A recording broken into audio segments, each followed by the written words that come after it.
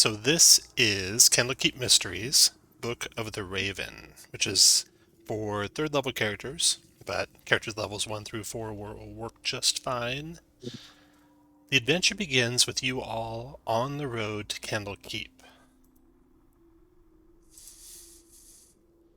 You had heard about the Book of the Raven. It had arrived at Candlekeep, fittingly enough, by way of a raven in 1282 DR, the year of the many mists.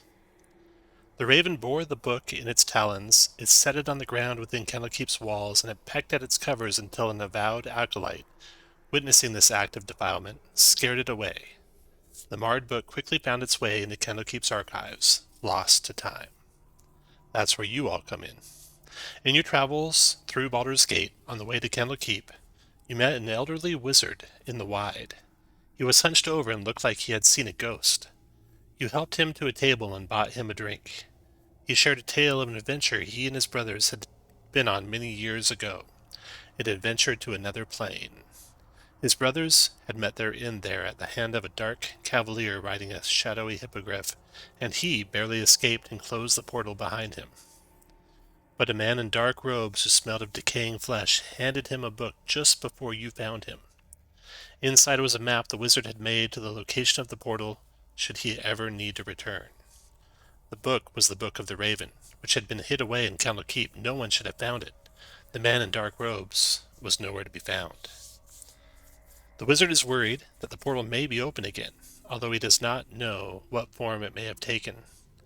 He asks you to follow the map, go through the portal, and finish what he and his brothers could not, defeating the Dark Cavalier.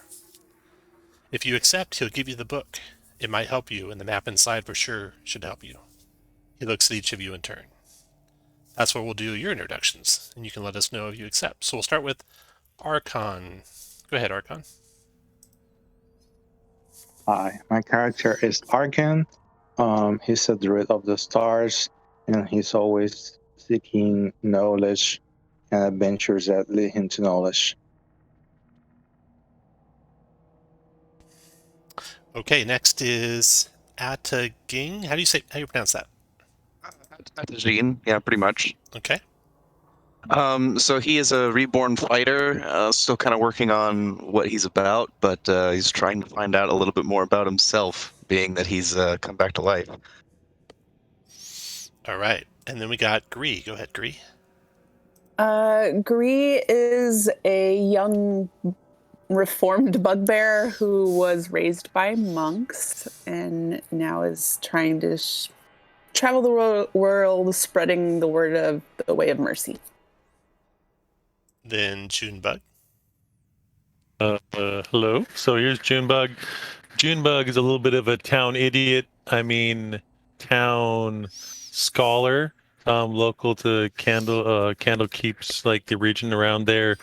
A furball druid that's more of a night fisherman, goes into town, talks about conspiracy theories with the other people, and goes in night and does some fishing.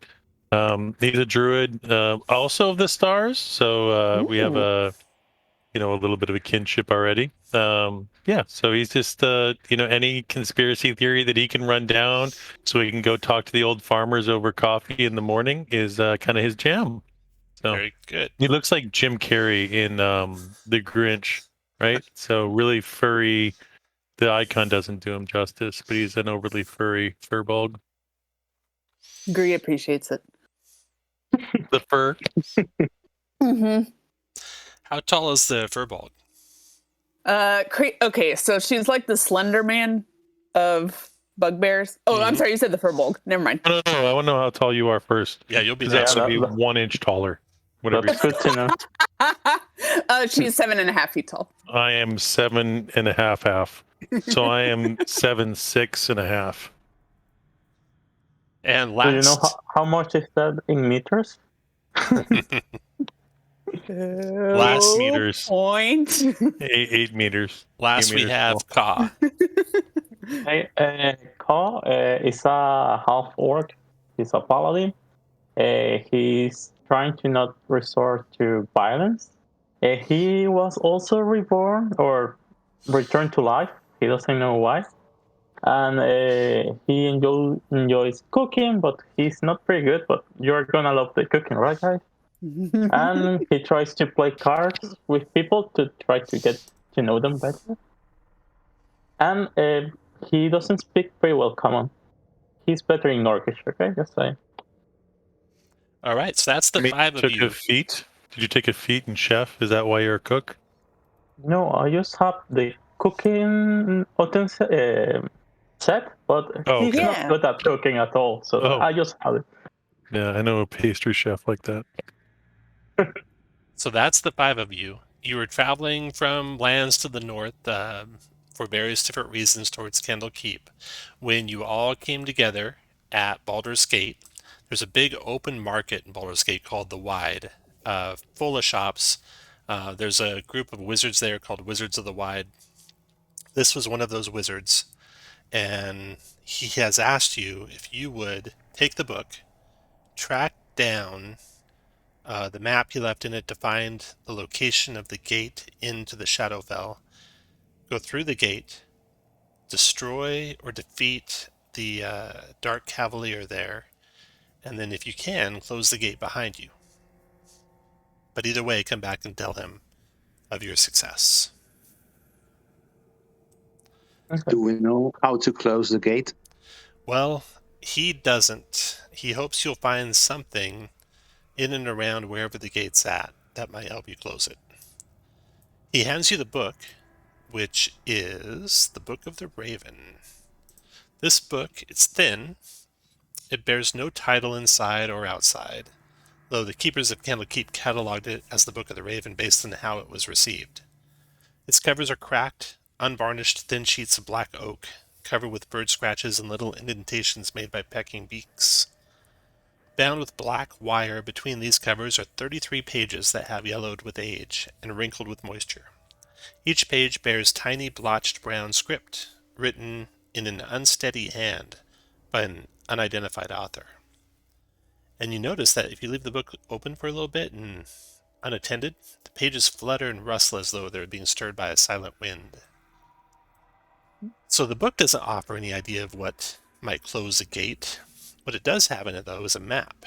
The map that this wizard made so he could find the location of where the gate is should he need to again.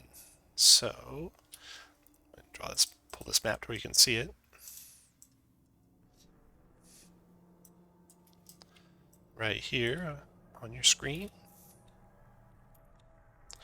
He points to the map and he says that it's actually Witchway is a little village between here and Candlekeep on the edge of the Cloakwood. There are some landmarks, including the Hand and the Horn rock formations, Three Tree Hill, there's a wood bridge, and a hilltop scorched by a red dragon. And past that hilltop, you'll find the buildings that we were exploring when we found the gate. The gate was in the very basement of the buildings, just a stone wall that had a slightly different color to it. And there was a little magical stone on top of it that when we messed with it, it opened up the gate. I took the stone and destroyed it, so the gate should not open back up. But maybe somehow, some way, that other plane found another way to gate into this world. And if it did, it'll probably be somewhere nearby that chalet that we had been exploring. So, are you guys interested? Very much Well, so, yes. There you go. Call will close the gate. Before you head out of Baldur's Gate, this adventure, this is Adventure League adventure, so you get to start each of you with a potion of healing. That's that little potion icon on your token. And each one of you starts with inspiration. That's the little 3-leaf thing on your token. And if you want to buy or sell anything else in Baldur's Gate, you sure can. When you are ready to go out, go ahead and take your token and just move it 1 square up. That way I'll also make sure that you can control your token.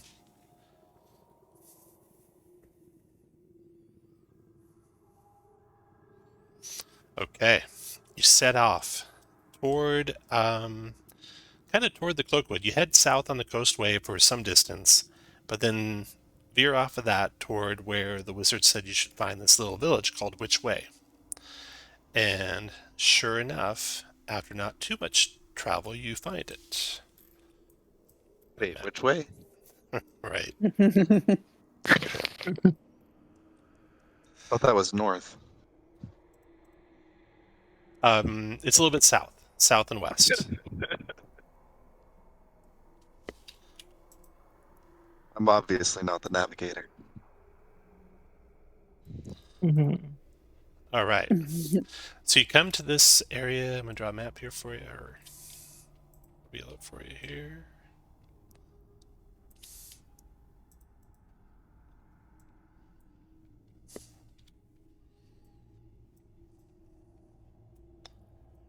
Here's the little hamlet of Which Way. This place has obviously been abandoned for some time. You're not sure if there's anyone here actually looking around.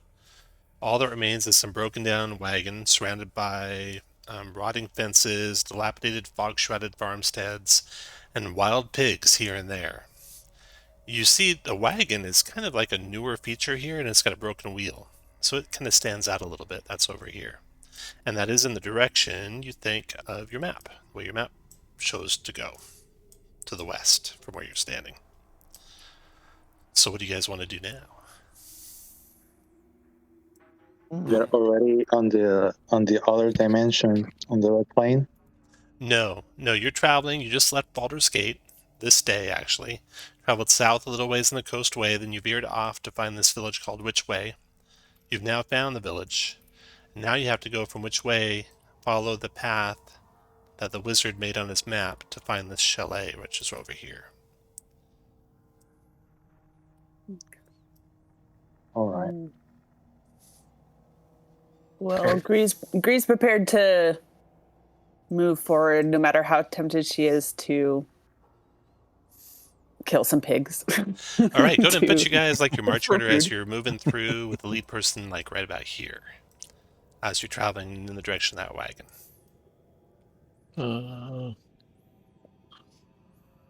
There we are.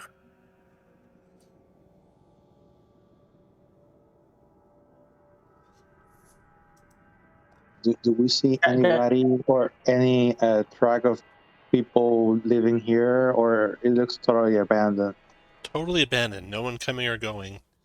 You hear some oinks and some rutting of pigs and stuff, but that's about it. We could do a investigation check on the wagon when we get to it. Okay. I'm going to move you guys a little further along your marching order here, keeping your same spacing that you had. You can arrange that differently if you like.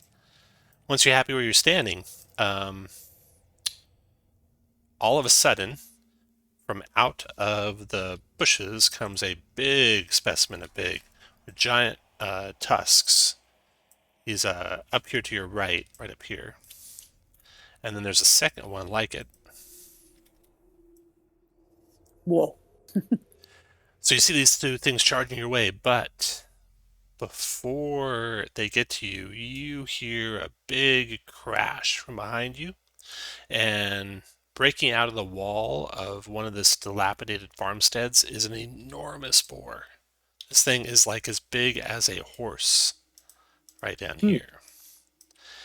And they all come charging your way. So roll initiative, everyone. So click your token, and you're going to click the button that says IN plus something for your character. There we go. Missing just one now. Looks like we're missing. There we go. Got them all. All right. They roll their initiatives. So these things look kind of hungry and can get kind of agitated. And the one that you heard first comes charging ahead. 2, 3, 4, 5. Onto Arkhan. Levels its tusks at you, Arkhan, and tries to rend you with them. But a 12 to hit doesn't get you. You knock aside the tusks, step aside, then Ka, your turn. You say they look hungry, right? They are, Yeah. and really aggravated, like really angry. Okay. Companions don't hate me, okay? I'm going to approach to the pig that launched to him, and I'm trying to give him one of my rations. Okay. You will spend your action doing that, and then right before his turn next round, we're going to roll a wisdom animal handling. Don't roll it yet, though, because you got to take basically this round to try and coerce him. So we'll see after that round's up if it worked. Then we got this other boar. It comes charging forward onto Gree. Levels his tusks to try and hit the giant bugbear. 16 does hit Gree, I think. Mm-hmm. Doing 4 points of Sound slashing quest. damage. Gree. It actually charged you too, so it's actually 6 points of slashing damage. And an 11 strength saved, or else you get knocked prone. Let me do that first real quick here.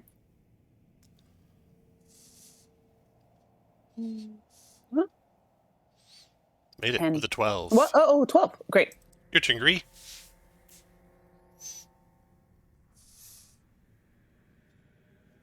Oh, sorry. Well, I'm gonna attack the one that's that attacked me. Be like, no, we eat pigs. Don't feed pigs. I'm a little new to spears. Can they only be used at a distance, or can they be used in melee? If you click your token, you'll see a spear dash 20 feet / 60 feet and a spear dash two-handed, 2H. Use that 2H button. Okay, Yeah, gotcha. you can definitely use them in melee, and if you use two hands, you do more damage. Okay, that probably unless doesn't. unless you miss. Yeah. They only work if you hit. And then you're a monk, so as a monk, you can use martial arts. Oh yeah, to do unarmed. This was a bonus right? action. You can do an unarmed attack. Yeah. No, Also jeez. missing. Gree is stumbling around over there with the pig. Junebug, your turn. Junebug looks at his companions and determines that there's 2 on 1 for each one of them, and then this massive boar coming this way. So he goes into his little pouch and fumbles through his little star map that he had used charcoal to measure in the first campaign or his first visit to Candlekeep, and we'll take wild shape. Nice. For the very first time. Mm-hmm. For the very first time. Okay, and he'll take on like a Karate Kid, kind of the crane thing, and take on the archer Nice. shape, Okay. star form. So each one of the joints or the pivot points all have a glowing star. So he's kind of a furball / constellation, and I will take an attack with my bonus action. First time doing this, so I'm looking for the archer. Looking for features, and then it says star archer dash 60 feet dash B. Yep, got it. That's my bonus action. And apologize, Gree. I should have healed you, but I want to kill the bigger threat. So It's okay. You connect. 21 hit. Yep. So I do 4 points of damage, Got it. which is radiant. Got it. And Which that's one my did turn. you So that was your attack? bonus action. What do you want to do with your action? Wild shape. Oh, you're actually wild shaping. Yeah, because in order to use it, I have to do a wild shape. No, Wait, actually, wait. starry form is a bonus action, and so you took the archer form as a bonus action, and when you activate it, you also get to do the shot. Archer form replaces the wild shape. It's Yep. either or. Yep. So you're in the form of an archer, not of an animal. You're the constellation of the archer, and it was only bonus action to take that form, and you got to shoot as part of the same bonus action, and you have your action left.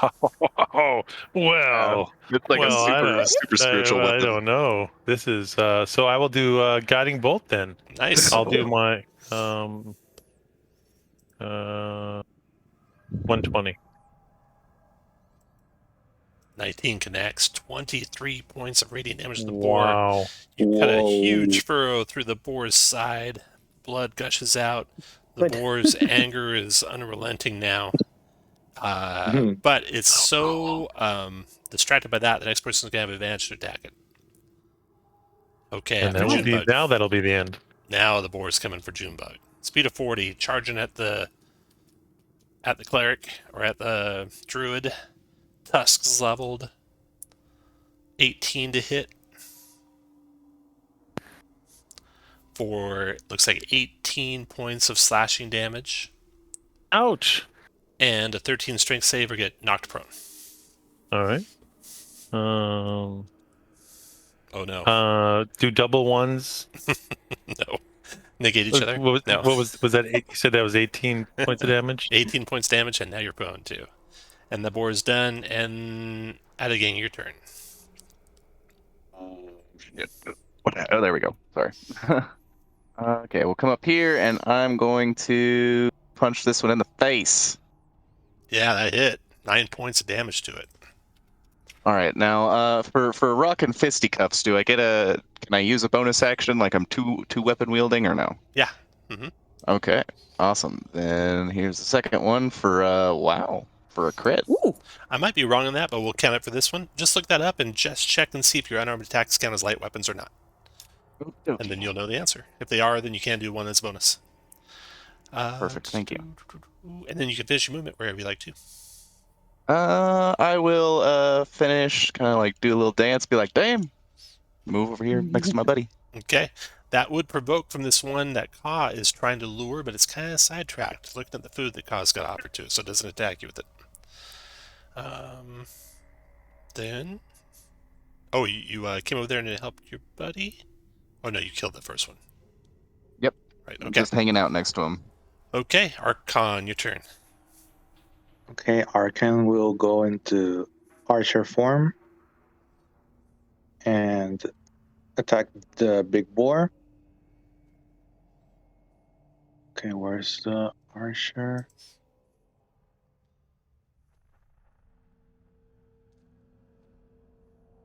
Then this is it. 8, but you had advantage on the shot thanks to Junebug's guiding bolt. Oh, nice. So it's a crit for 11 points of radiant damage to this boar. Oh, great. Okay, got that. Now what? Okay, then I will use create bonfire. So they need to make a saving throw of... Wait, where's the create bonfire? 13 dex save. Here it comes. He steps out of the way of the fire. All right. Well, the fire is still in here, just in case he decides to stay there.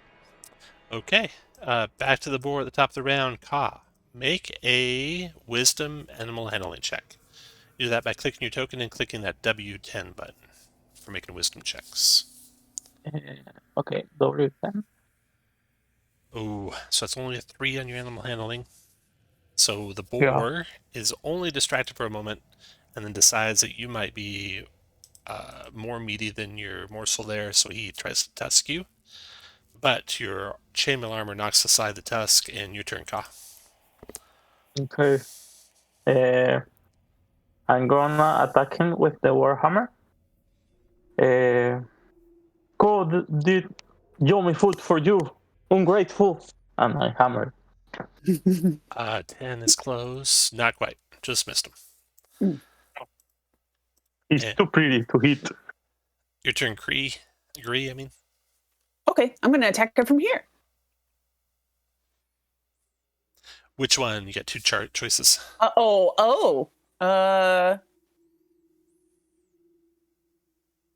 Well, I guess I'm feeling that the other folks near that larger one will handle the larger one, so I'll do this smaller one. Smaller one? Okay, you strike it for 8.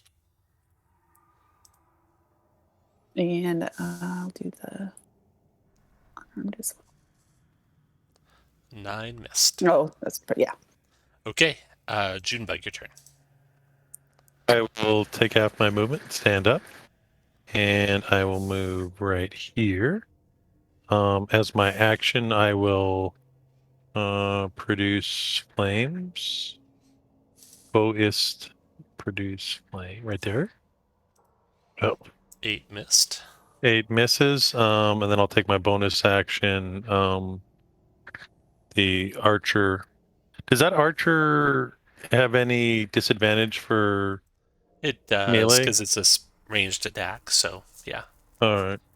So then, hoping, I'm gonna actually go for the one at the north. Then. Okay.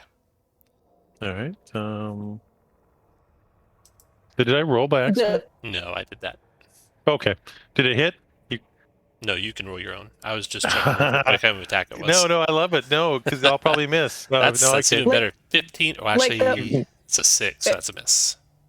It's still a bonus action, so you could disengage as your main action if you wanted to. Yeah, he did produce flame as his So main. I did. No, I'm the 15's on the one in the north. Oh, gotcha. I'm going for this one. Right. You have disadvantage on ranged spell attacks if an enemy is within 5 feet of you, no matter who your target is. Oh. That's how that works. Any ranged attack is disadvantage if you're within the threat reach of an enemy, Oh, okay. no matter who you target with it. Okay, so that's Junebug. Learning every day. Bonus action, the giant boar. Giant boar stays focused on June. June, you stood up, right? It moved 2 to the right. 21. He hits June. Misses. 7 slashing damage, June. All right. June. I will lay down and pretend to be dead. June goes unconscious. What game would be without me going to the ground? Adagen, your turn. Realistic. Geez, do I help you or do I punch it in the face? Clearly. Yeah, I'm gonna punch it in the face. And they do count as unarmed as light weapons. Oh, nice. Okay. Okay, so that's 9 on the first one because it's a crit again. Wow. That might finish him. Okay. He One is got a thing question. called Relentless. Let me look this up. The boar Once has per to rest, make a. if he takes 10 hit points or less, that reduced to 0 or reduced to 1 instead. Okay, so you knock him down to 1 with that hit. And I'm like, okay, square it up, doing the Popeye wind up. Tom. No way. Nice. No way. Yes. Wow. I like this API. Before the monks attack, the boar has to make a saving throw of the bonfire. Another dex at the end of his turn. At the end of his turn? No, it's just when you cast it, I think. The bonfire stays there every round. Yeah. Okay, Yeah, so if create he ends his bonfire turn. persist. Okay. So he'll move like there. Is that good? Anyway, Adagen smashes him to the ground, finishes him. And for your bonfire in the future, if you look over in the journal and spells, there's a spell 5 foot diameter, so you can drag that out so we don't forget. Oh, okay. I don't know where you had it. Maybe there? Ooh. Yeah. Cool. All right. Where's that? What else Adagen? Yeah, I'm fine. I'm good. You good there? Just hanging All right. out, like, yeah, I'm kind of like positioning the boar over the fire, you know. Just start cooking them right away. Yep, fresh meat. Two of us have cook's utensils. we make quick work of it. Okay, next to go is Archon. All right. Well, Arkhan will use the archer.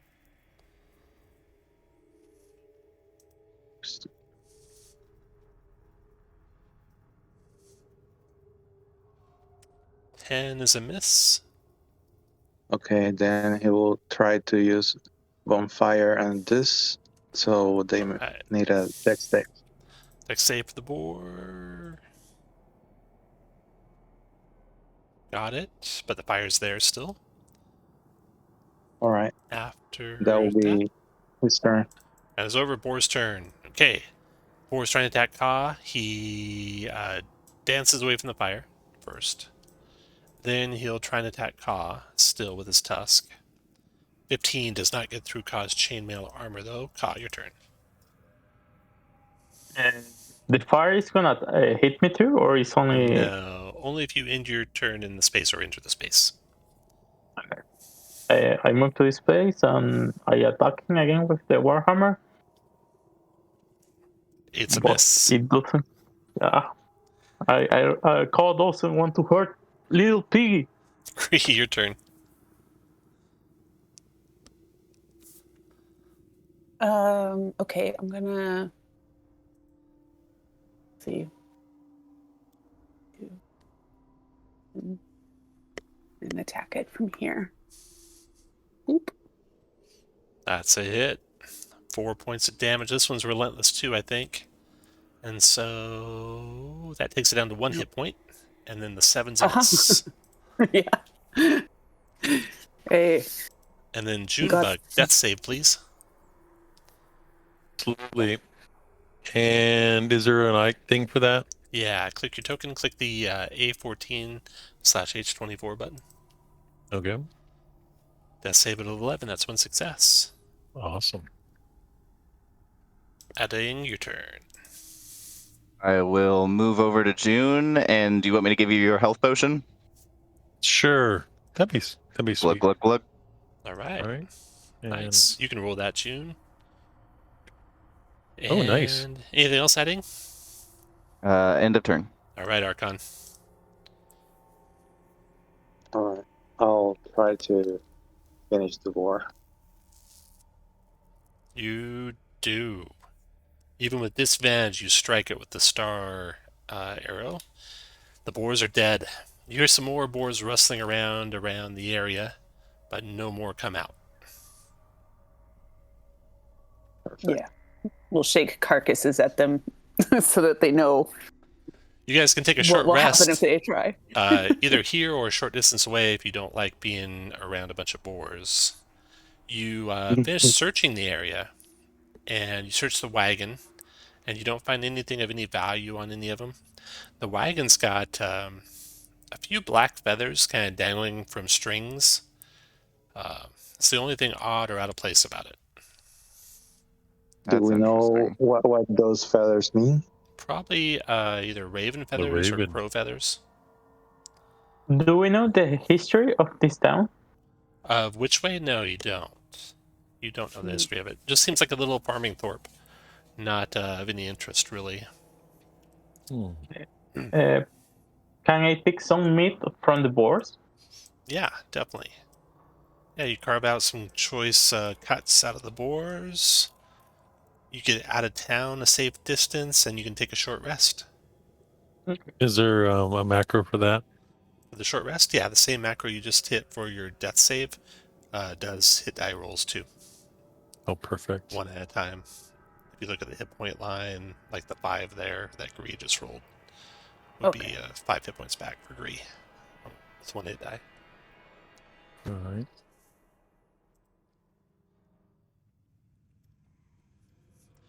So a number of you are outlanders and or survivalists. You're pretty good with maps and such, right? Yeah, Yeah. mine is a cartographer. So, Okay. yeah. Yeah, as long as it's a picture map, Gree's pretty good. She Archon. can't really read though. Got it. She's in the process of learning. Got it. You think you have maybe about a day or 2 days worth of travel to follow this map to its end. That's your best estimate. So as you're traveling or as you're resting, doing your short rests and such, you can kind of read this book. And the Book of the Raven, the actual book itself, it tells a tale of Vistani kindness. It's the first-hand account. It's written in common of an author who's not named, who fell off their horse and broke their leg, and were rescued and befriended by Vistani travelers who graciously nursed her back to health. The author and the horse traveled with the Vistani for 3 months, during which the author spent most of the time laid up in a Vistani-covered wagon. This wagon that you found kind of reminds you of some of the writing that's in the Book of the Raven. The author and her horse traveled with the Vistani for 3 months, during which the author spent most of her time in the wagon, where she took to writing the book to pass time. There were a dozen Vistani colorfully described in the tome, but only 2 mentioned by name. One, Drasha, a teenage girl who applied bandages and poultices to the author's wounded leg. Another named Darzan, a one-armed boy with a terrible fear of wolves who sang beautiful songs to help the author take her mind off the pain. The book provides a detailed account of the Vistani way of life, with emphasis on their food and music. Their overland journey is also discussed, albeit from the viewpoint of one who spent most of it inside a covered wagon. The author describes rough roads, days of travel through impenetrable mists and thick forests, crackling fires on cold nights, wolves howling in the dead of night, and ravens pecking at the roof of the wagon in the wee hours of the morning.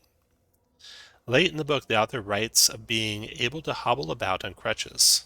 She describes the cheery mood of her benefactors as the Vistani caravan traveled a winding mountain road to the gates of a tall, dark castle.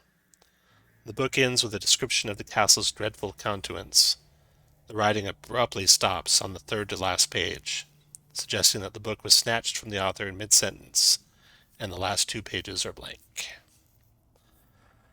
So with that in mind, you could double back and investigate that wagon some more if you like, or press on.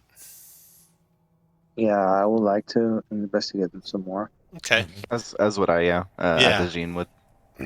So you carefully look like over every aspect of it. Really, the only thing that stands out are a few black feathers tied to pieces of string, tied to like the top of the wagon so they kind of dangle over the front of the wagon and over the back of the wagon. Can we take one? Yeah, sure can. Yep. There's about a half dozen of them, so you could each take one if you wanted.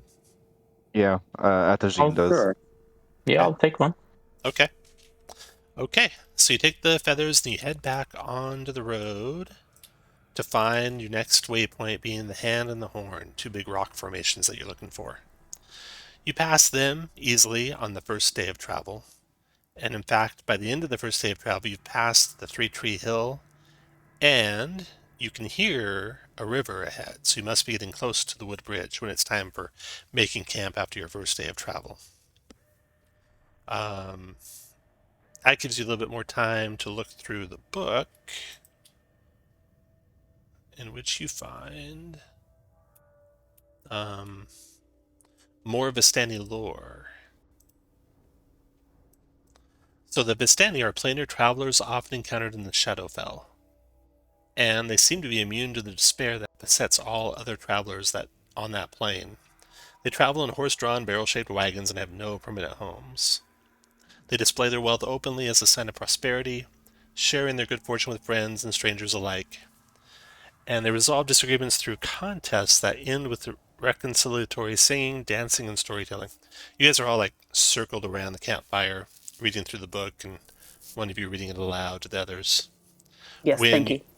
you hear like far off the sound of beating wings, like some great flying creature. Feathery though, not reptilian. You never see it though. As much as you look, you don't spot it in the darkness. So you continue on. It was in the direction we were coming from, or it was in the direction you're going. going. It's in the direction you're going. Yeah, and it seemed to like get quieter and quieter as if it was traveling the direction you're going too. All right. So let's see. Continue on. The Vistani families can be big or small, but each is led by the most elder member, enforcing traditions and settling disputes. They have the power, some say gift, to travel through the mists that lead to forlorn realms within the Shadowfell known as the Domains of Dread, where creatures born in darkness dwell. The gift was thrust upon them by mysterious entities called Dark Powers, as a boon for their kindness towards strangers.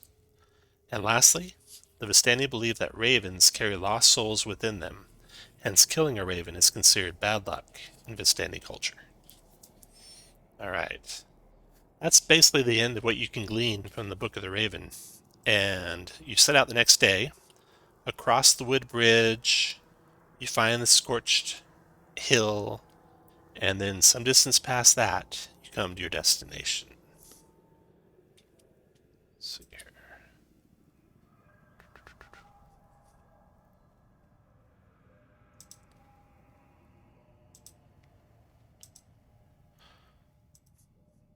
So little remains of the trail, but the other landmarks are still present. The rock formation you pass, the Hand and the Horn, the tall outcropping of rock with 3 pine trees, the river, the bridge, and the hill scorched by dragon fire. finally leading you to the chalet.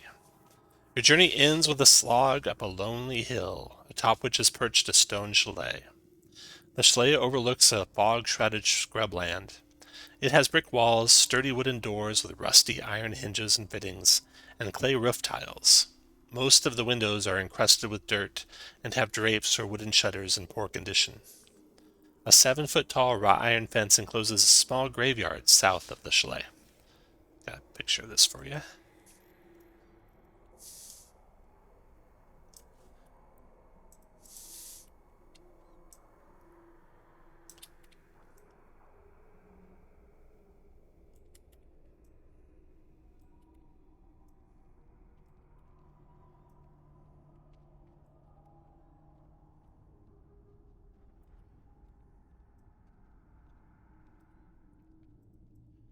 So here's a picture of the chalet itself.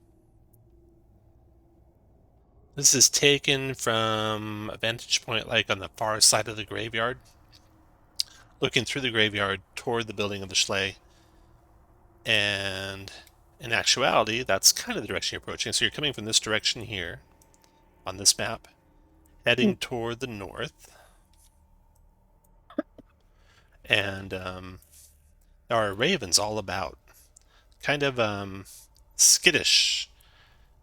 They flap their wings away from you as you approach, and they alight on the tombstones in the graveyard, on the iron wrought fence around the graveyard, and on the eaves of the building. The building itself, you see, has... Let's see. One entrance that you can see, that being right over here.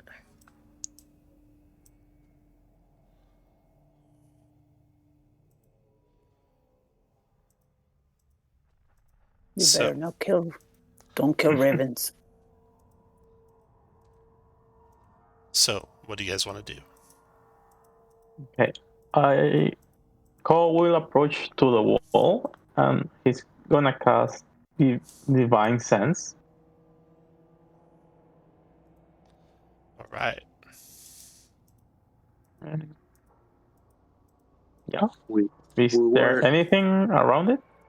Let's grab your guys, move you over to the chalet map. Here. Okay, put your guy where you want to be when you do that, exactly. Here. Right there, okay. Everyone else put you where you want to be when Ka does that. You're going to sense Ka celestials, fiends, undead that aren't dying total cover. Alright. You saw all that. Nothing.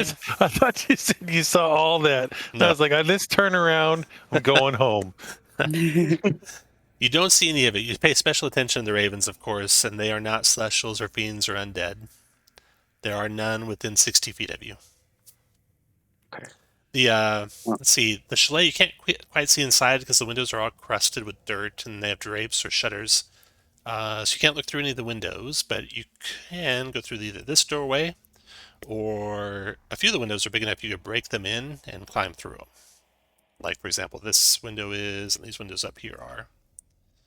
Well, we could try the door to see if it's unlocked at least. Before we go, we were here on the chalet because The portal was supposed to be here? Right. And So the the, door, okay? so the wizard, On the door, Cavalier. the wizard found a portal here. Him and his brothers went through it. On the other plane that they arrived at, they were attacked by a cavalier, dark cavalier, riding a hippogriff. He slew the wizard's two brothers. The wizard fled and closed the portal. The wizard thought the portal was closed for all time, but he's afraid it's reopened again. Did their account indicate whether they found the portal outside on the premises or inside the building? He said the portal was in the basement. There's like a discolored section of wall, and it had like a magical stone above it. But he removed the stone and got rid of it, and he thought that would close the portal for all time. He's not sure if that portal is reopened or if there might be another one somewhere around the chalet that's opened. folks, give me a few minutes so I can contact the stars so I can speak to these ravens. Maybe they can help us. Is that Sure. fine with you? Yeah. Alright. Are you okay with? I just want to perimeter the building. Can I do that while you do that? It will be better if we stay close until the stars talk to me. Okay. Tell them to hurry. Do you wanna play cards with Call while we wait? And Yes. I don't know how to play though. It's easy. It's called Uno. Oh no. Okay. A game for you. It's called 52 card pickup. Arkhan sits and meditates for 10 minutes, so now he can speak with animals. I think I just hover around to make sure to protect him while he's meditating. Got it.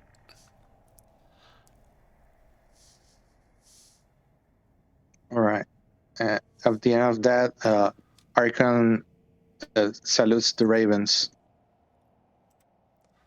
Good day, creature of the night.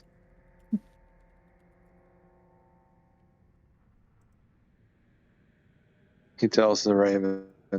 So, as a druid, for rituals, you have to have that spell prepared, right? Did you have that spell prepared? You can cast it as a ritual for free. Like, right, you just but meditate. druids and clerics only can do ritually spells they have prepared, unlike wizards who can do any spell in their spellbook. I think they have ritual. They don't have ritual casting? They do. They have ritual casting. Yeah. It's different than the wizard's ritual casting in that you have to have actually had the spell prepared as well. So you can ritually cast any spell you have prepared instead of spending a slot. So that's how that works. As a ritual, if the spell has a ritual. Oh, you have to have it prepared. Yeah. Oh, that sucks. Okay. Did the raven say something? Okay, undo that. I did not have it prepared. I'm sorry. No problem. It's so okay. the ravens, the ravens keep away from you guys, and Archon is unable to contact them, unfortunately. So Bree and Ka, you guys are standing next to the graveyard, so you can see that over the gate there's some writing, and it says, what's it say here? Let's see, a 7-foot tall wrought iron fence encloses the small graveyard south of the chalet. Set into the north side of the enclosure is a gate with the name Brantifax worked into an arch above it. In the yard are 4 graves, each marked with an engraved headstone. Can I check if that word sounds familiar? It doesn't. No, you haven't heard of that name before. Can we read the headstones from outside the fence where I'm standing? You can't. They're pretty weathered. Looks like you'd have to go within about 5 feet of one to read it. No, thank you. He's curious about tombstones. Check names. Can I shoot through this fence if necessary? Yeah, if something happens. Okay. All right. So I'll provide overwatch. As you get there, you feel kind of a chill go over your body. The hair stands up on the back of your neck, and you feel just a kind of a cold feeling for a second. You can see that the headstone says Baron Brantifax, husband, father, hunter. Let no man stand above another. Sounds like a good fellow. Yeah, maybe you shouldn't be standing on the grave, though. The second, even green know that. The second tombstone says Bjorn, hound of Brantifax, faithful to the end.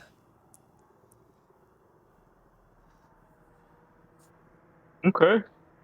On the third one? The third headstone says Aluth, our pride and joy, lost too soon. Poor kid. And the last one. Sylphine, beloved daughter, may she find peace at last. Okay. Can we see how old are the graves? How well are they? They're pretty old. maybe maybe at least a decade old, you'd say, if not more. Okay.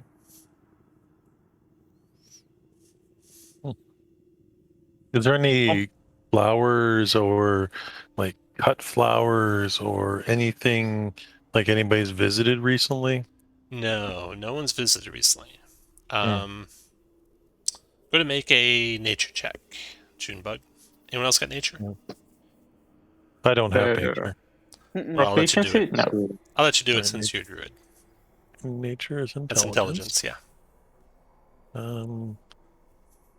13. Okay, June. The southernmost grave you think has been disturbed sometime, not necessarily like real recently, but it's not sat as long as the other ones has. They look at this grave over here, the one on the other side of the fence where I'm standing, outside of the graveyard, the one at the bottom. Yeah. It looks like it may have been disturbed. It's I would say She couldn't find peace at last. yeah. Does it look hollow, or does it look like, are they mounded? They're all mounded a little bit, yeah. Is this The one only thing mounded odd too? about this one, really, June, is that just the plants don't seem as mature and as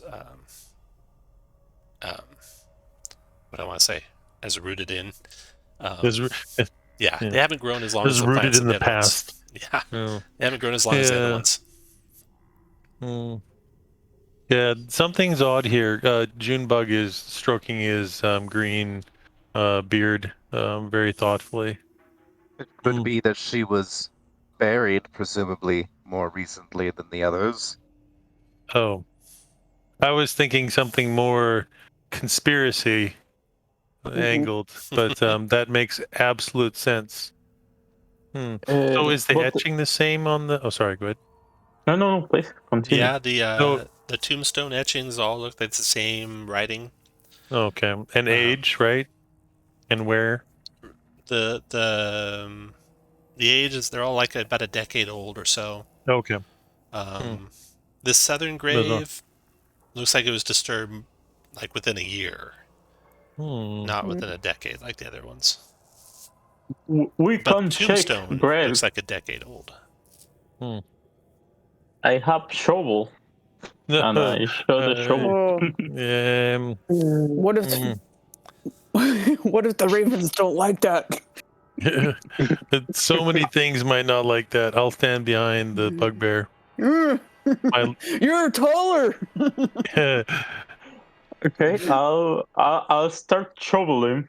Whoa, no! Oh god! Please don't. All right, I'll cover from right over here. Okay, everyone stand where you want to stand while Ka starts shoveling. Maybe over here. Maybe just so I can run off the map. While I'm shoveling, I say like, I'm the one who believes in the goddess. Why are you so afraid? The goddess are protecting us. Call. Oh, Maybe the irony. That's the idea. Just Okay, I want Just say Ka make a perception check with disadvantage. Archon make a write regular this down perception in my little check. book. Yeah. Okay. Archon make a regular perception check. Is wisdom, right? Wisdom, right? Okay, so Ka, you got a 6, and Archon, you got an 8. Okay. The rest of you are too far away to see what's about to happen. Oh my goodness. Roll initiative, everyone. This will be a surprise round this first round, though. All right. Got Ka. Click the icon. Click that. Oh, green. Good. Got it. Okay. So we all did really good. Yeah, you did. Well, So in the surprise the round, most important person, the cause only an 8, and that's the most important person right now. All right. something you feel on your heel of your boot, but the chainmail armor you wear protects you from this thing that's trying to grasp you. You turn, you look, and you see a claw reaching out of the dirt. And in fact, as you pull your foot away from it, it comes with your foot, and it's disembodied. It's just the claw. So then, Gree, your turn. Oh gosh. So there's enough movement to realize that that's happening from where I am, or not? Oh, I'm sorry. At this moment. This is the surprise round. Nothing happened, but this is the first real round. Okay, gotcha. And do you think of something of my size could actually leap over this fence or not? Let's see here. This fence is just a low. 7 Slightly under my foot. eye line, I think. I think it's 7 foot. I think it's even less than that. Let me double check. Yeah. Let's see that. They're at the back. A 7 foot tall See wrought or iron fence. something? Okay, yeah. So you can just count that as one extra square movement to cross it, Okay. which unfortunately makes it so you don't get there. Oh, but you do because you got long arms. Let's see. Yeah, so one more, right? Yep. Bam. Oh, What is goodness. this? 17. You smash the clawed, disembodied hand that hits it, and you Go smash down. it. Oh, actually, you have it impaled on the end of your spear, and it wriggles around a little bit before finally giving up. Can So I you- try to use the spear to put it back in? So Like you're- I'm pushing it back You're into the carrying it all ground? around on your spear, and you're trying to shove it back into the dirt there. When you do, before then you turn, all of a sudden the ground explodes out from that grave. Ah. Another fist appears on the ground there, and this creature stands up, dirt falling away from it. Let me roll its initiative here. It'll come in after you, Gree.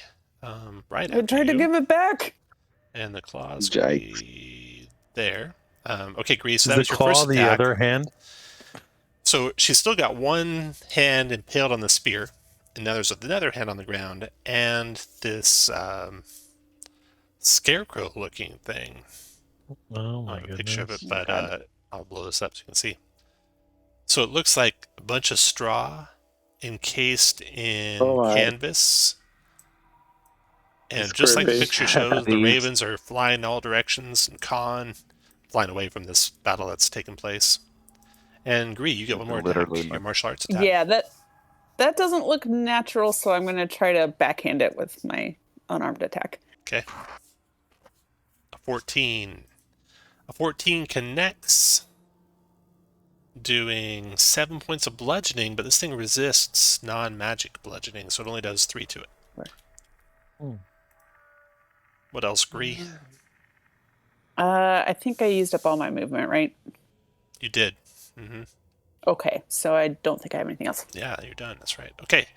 So this thing now.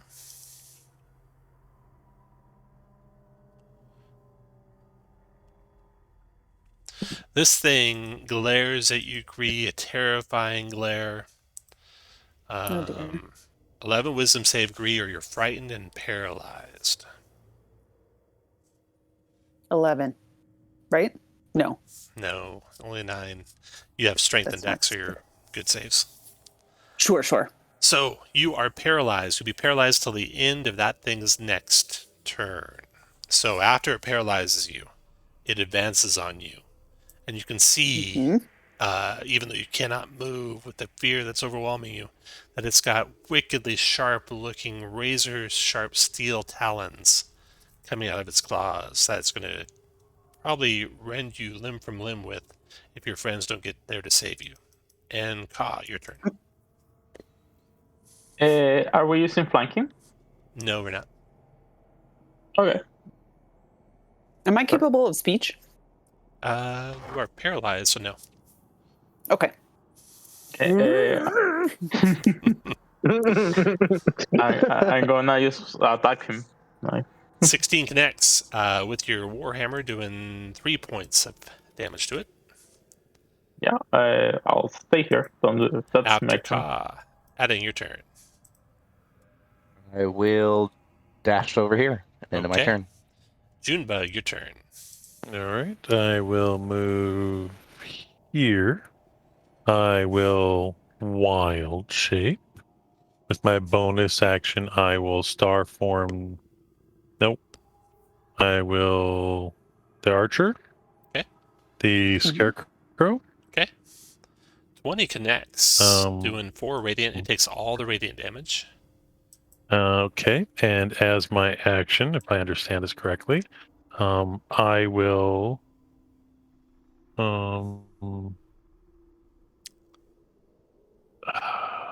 I will create bonfire, right where the scarecrow is. Dex save with the Scarecrow. Got a 9. Hit your bonfire button. See how much damage you did.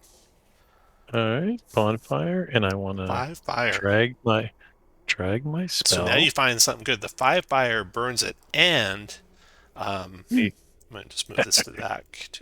Oh, And the flames leap and burn up around it, so it takes 10 fire damage. It's vulnerable to fire. Nice. 10 fire damage with my that. turn.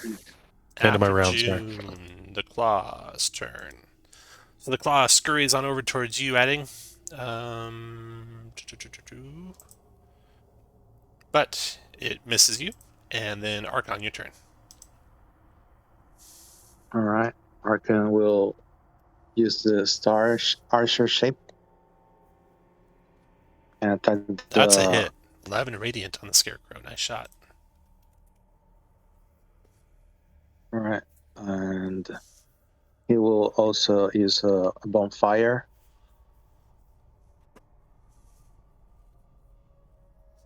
Uh-oh. I think I got the ground one. I'm sorry.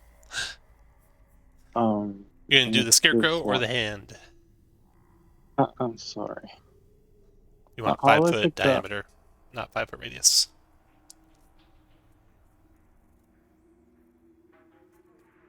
You doing the Scarecrow or the hand? Scarecrow. Okay.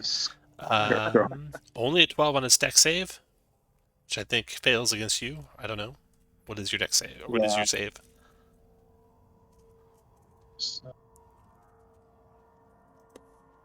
16 wisdom, so it's going to be 13. 8 fire damage. The Scarecrow is incinerated. What else you got there, Archon? That does it for now. After that round's over. Agree, your turn. Oh, you're paralyzed. So you stand there paralyzed this round. Ka, your turn. Okay. Yeah. Can I pass through the fire flame or no? I have to avoid it. You can. You just take damage. No. Okay, so like this. And I. Ko is not that stupid, okay?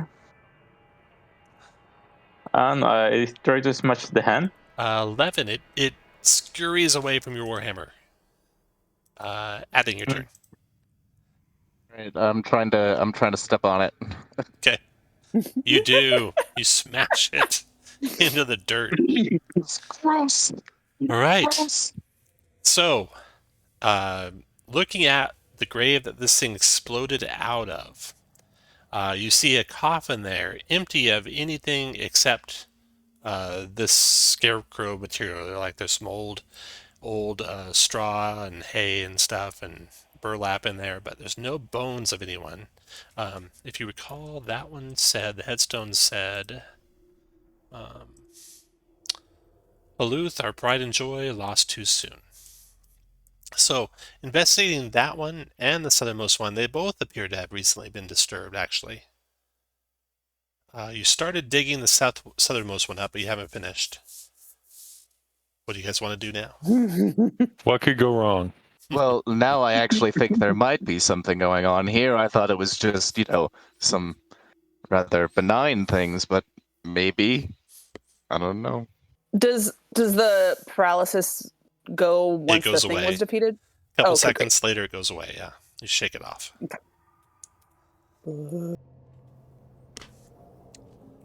All right. So, you guys stand here in the graveyard. The chalet looming above you. The grave just south of Ka is been exploded out. 6 feet down is a old rotting wooden coffin with nothing in it except for the remains of the scarecrow. South of that is a grave that looks like it's been recently, within the last year, disturbed. And the other two look very old. What would you guys like to do? Be away from By any graveyard. chance, is there anything in the book that we can relate to the names or the inscriptions in the tombs? No. There's not. All right. You're halfway there. Do you want to? You want me to, charge up another spell, and you want to try keep on digging up that last grave? I mean, Did I finish digging into it, I or don't think so. No, you have not dug This up one? the south grave yet. Yeah, half sacrilege is the same thing as full sacrilege. So Yep. Might as well. full Might way? as well go all the way. Okay. Yeah. You dig down to a old rotting wooden coffin. Would you like to open it up? There's no identification on the outside of it. Open it all the way. Inside the coffin.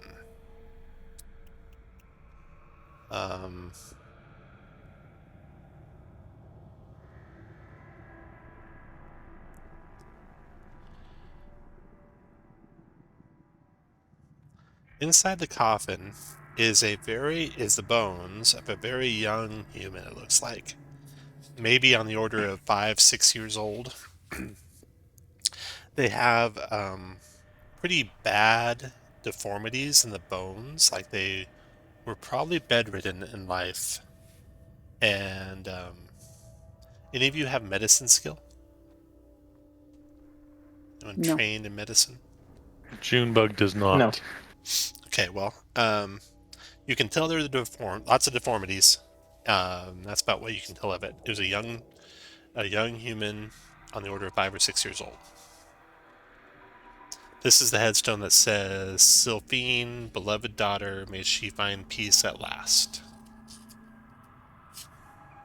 The headstone that The says, deformity- "Luth, our pride and joy lost too soon," that was the one that had the scarecrow in it.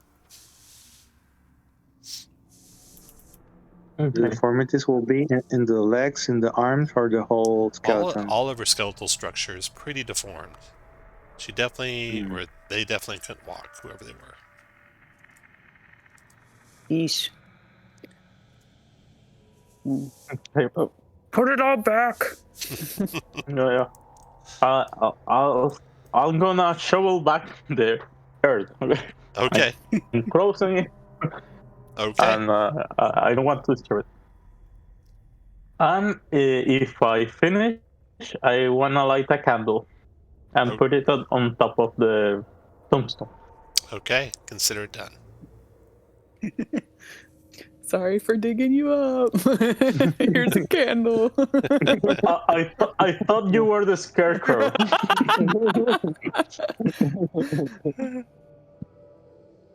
His karma is like turning the negative with positive, Should we check inside the building? Seems reasonable. Okay. This Yeah. door is the only way in, shy of breaking some windows, and it's not barred or locked, so you can go right through there, no problem. You will desecrate all the tombs or only those two? Only those two. Yeah, I don't- After hearing the story in the book, like, I don't want to mess with the dead too much. I'll pop before we go in. I'll do the detect magic. I think it runs for 10 minutes. You got it. So I don't know if there's an icon for that. Anyone want to be brave or Ka only brave? Can we listen inside? Yeah, you did it. Okay, there's no sounds inside. No magic detected, Junebug, except for whatever's on your party. The first room there, it is a little cloak room. There's some rusty iron hooks lining the walls. Hanging from two of those hooks are a shovel and a rake. There's a dusty cloak draped over a hook next to a round-topped door in the south wall. So there's a door here in the west wall, a door here in the south wall, and cloaks along the north wall. and a shovel and a rake. Can I just give like a quick glance around the building? I just want to make sure there's no outside portals. Yeah, nothing Through this area. outside. You see ravens staring at you as you walk around. Yeah, I bow to it. And Those ravens have really been attentive to us. yeah, I hope they're allies. Great. You're funny. They're good creatures of nature. Well, they might be. They might not be. Hard telling. Okay, which way, Ka? North and south? Yeah, south door. Okay, the south door opens up into a flight of steps that descend. And over here, draw on what you see. So they descend down into a cellar, which is right over here. And the cold, damp cellar has an 8-foot-high wooden ceiling with a flagstone floor. The walls are made of rough mortared bricks. Thick cobwebs cover crates, barrels, and old furniture stacked against the north wall. To the south are a pair of closed wooden doors. The door farthest from you swings open on rusty hinges, and beyond it you see a sepulchral chamber.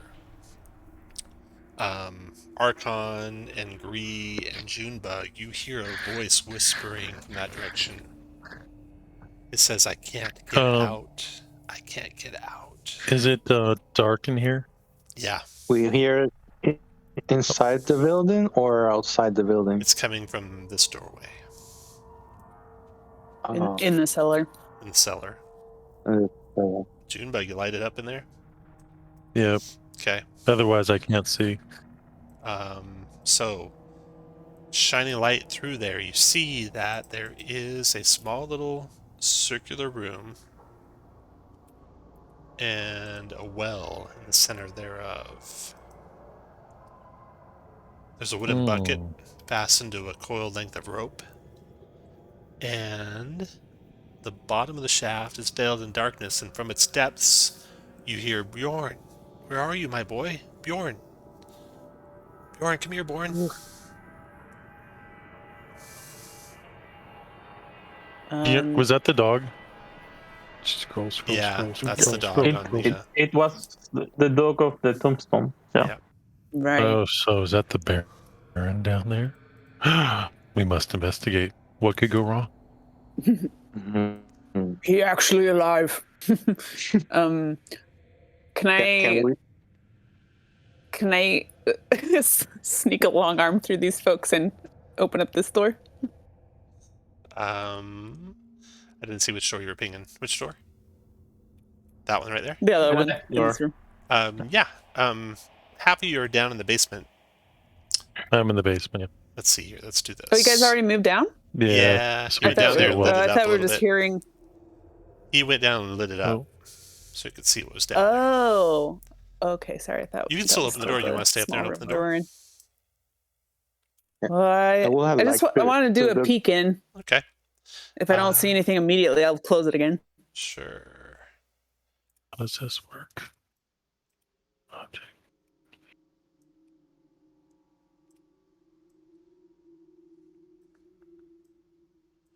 Okay. So through that doorway, you see a den. Cracked and broken windows look out over a foggy vale. Dusty sheets cover most of the room's furnishings. Cobwebs stretch between the antlers, wolf heads, and other hunting trophies mounted on the walls above the wainscoting. A pale rectangle above the large fireplace suggests that a picture or a mirror once hung there. A wooden staircase with a beautifully carved banister climbs to a landing. Kyle, what are you doing? I'm looking at Gree opening the door. I'm going down the basement. Okay, Ka, down to the basement there. Archon, what are you doing? Sure.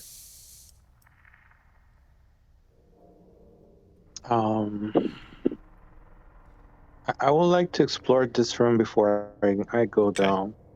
Okay, you go in there and start looking around the den.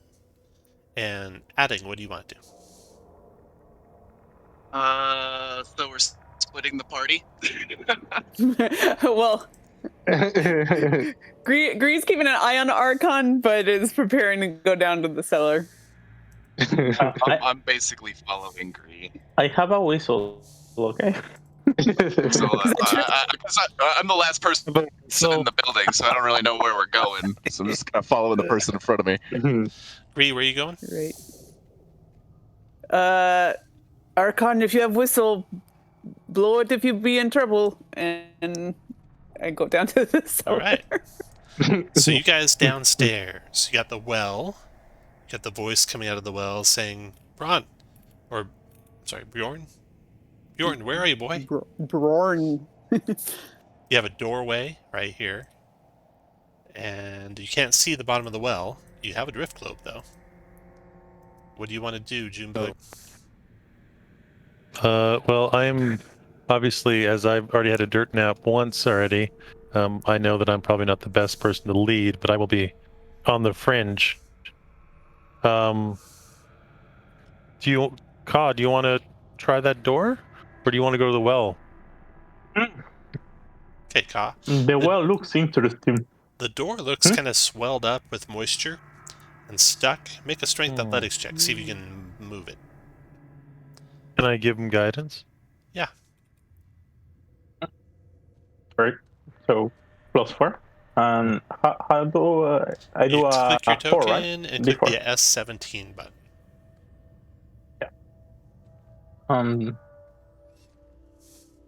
I think 14? it comes across.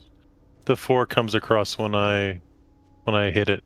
Yes. Oh, Ka. Okay, But it's so the you same either way, so that's The nice. same. Yeah. got 12 and a 4, 16. You're able to push the door open. And you guys see this little room on the other side of that door. Let's see. Does water go there? It's cold, windowless room containing a pair of wood-framed beds, 2 narrow wardrobes, and an old rug. Mounted on the east wall between the beds is a wooden shelf supporting a pair of candlesticks. The candles in them are unlit. The wardrobes you find are empty. That's it. Up there north of you, Gree, all that rubble that's up there, or furniture, or storage. Gree, sort of unable to suppress a little bit of instinct, starts rifling through it. The crates and barrels are empty. The old furniture includes some chairs, hutches, ottoman, cabinet, also empty, a desk sized for a child, and a coat rack. Archon, what you find upstairs in the den. Nothing of value in there. You can look through that doorway into a kitchen. And in the kitchen, you see this. Peace of the party. Have anyone seen Arkhan? I don't know. He's in den. Is that his voice from the well? So, the kitchen. All right. The ghostly scent of meals past still haunts this kitchen. Forever trapped in the wood of its tables, the soot in its hearth, and the grime in its pots, many of which hang from hooks about the room. There are dish-sized cupboards, cleaning supplies, and cooking utensils. Dish-filled cupboards. Mice scurry across the floor, trying their best to avoid you. After a little quick search of that kitchen, Archon, it's clear that it still sees use. Some of the pots and cauldrons have been used recently. There's a few dirty dishes stacked near a wash basin. There's some rations and spices kind of hidden away to keep them away from the mice. So, interesting. We'll get back to you in a second, Archon, as you're searching up there. Now, you guys down here. So, searching the storage area, nothing of value. Searching the servants' quarters, nothing of value. You just have the well or leave. All right. Looking around the All right, walls, because you remember the story that there was some sort of discolored stonework. You don't see any discolored stonework here. You don't see anything that looks like it could be a gate of any sort. All right, I'll move Lester closer. Okay. If you guys get the light over the Right top of it there. and look down, you see that the well itself is about 60 feet deep and ends in opaque water. You don't know how deep the water is. But it's 60 feet down to the Now water. well, never mind. I still have my magic, this detect magic. Obviously, it's only 30 feet, but no magic. I don't think I can drop the drift globe. Can only go 5 feet off the ground. I don't think you can go up or down. So this is as high as we can go with it. I have 2 ropes if you want to go down. Well, so did I lean over and say, hello, friend? Did you find your dog yet? No answer. Where are you, boy? I can't find you, boy. Is he coming from down in the well? Coming from down in the well. No answer, though. To you, like to your queries of it. It's on a recording. And there's no strange discolored walls in here either. No, there are not. I guess I'll double check under the beds. Okay. Yeah, nothing under there either. Okay. So Ka and Junebug, either you have to get down there somehow and search through the water, or Do we fit inside the well? you would, yeah. It's about 5 feet wide, so there's enough room for you. But it's 60 feet, though. I mean, do I have rope? I think I there's have enough in the party two where you rope. could tie 2 together and get down there. Oh, is always prepared. Okay. Are you wanting to do this? Oh, no, it's not afraid. Ko has Oh. got. All right, And we'll I- go then. All right, I'm gonna tell Lester to go with Ka. got it. So you might have to guide him. I think it's a command spell. Back to you guys. Up above, adding. What are you doing, adding?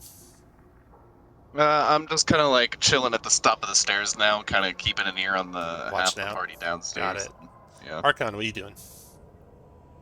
Okay. After I saw what I saw in the kitchen, this is a door. It is, yep. Okay. Arkhan will check that area. So through that door, you see a dining room.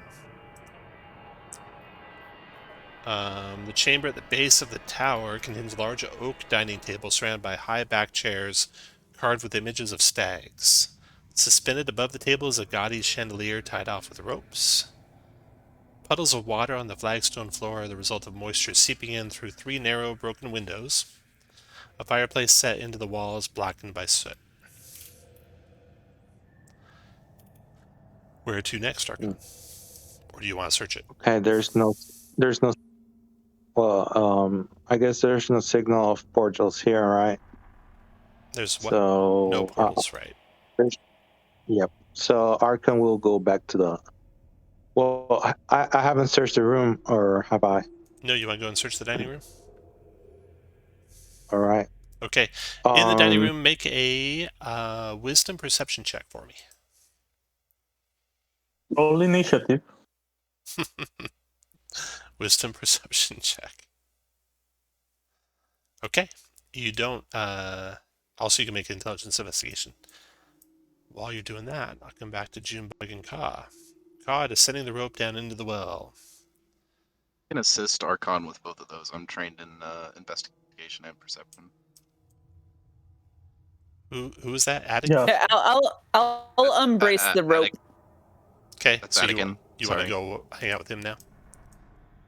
Yeah, I'll help him out. Okay. You guys don't If I hear can anything or stick see some anything or stuff find around. anything over there. Back to you guys at the well. In the Yep, bottom of the I'm go- well. I'm inside. What do you say?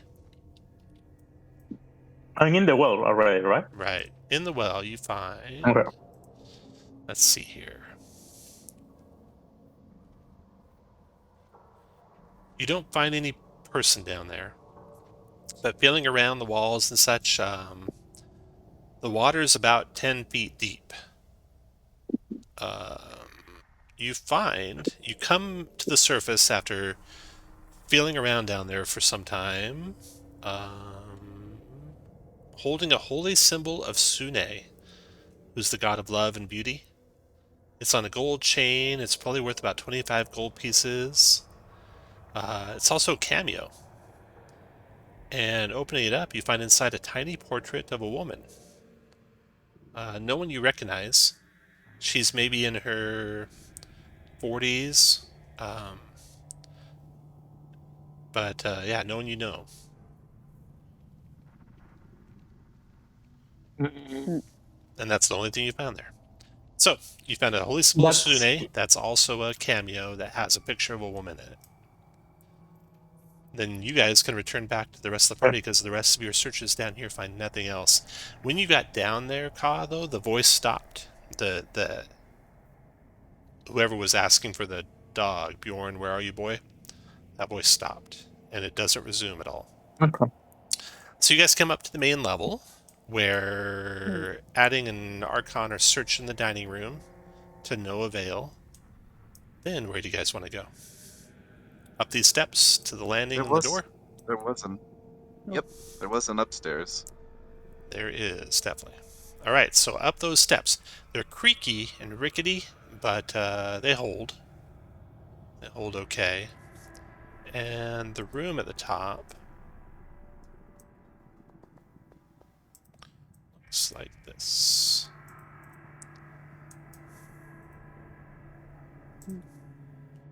The centerpiece of this parlor is a gold inlaid low table around which a handful of chairs. I'll leave you guys out of the room so everyone can see what's in the room for a second. Oh, sure. There you go. Which a handful of overstuffed chairs and sofas are neatly arranged. Other furniture includes a cabinet full of glass decanters and wine goblets, and a 6-foot-tall gilded harp standing in the northwest corner. A staircase ascends to the second floor, and several dusty sheets lie in a small heap nearby.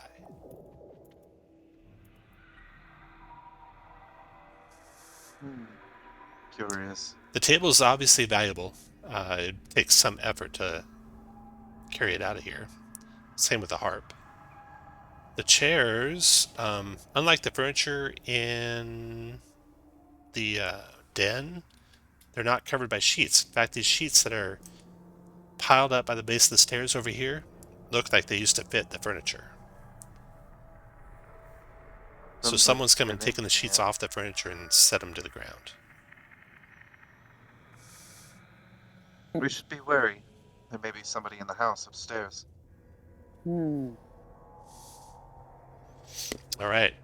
The stairs that go up from this room lead to the map over here. I take a gander at the necklace that they pulled up. Does it radiate magic? No magic on it.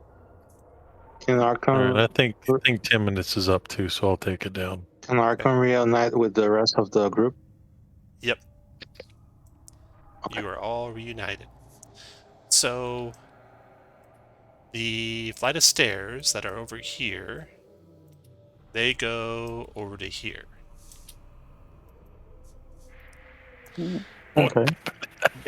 Then there's a hallway that comes down to a T, and there's a couple doors to the left and right of the hallway.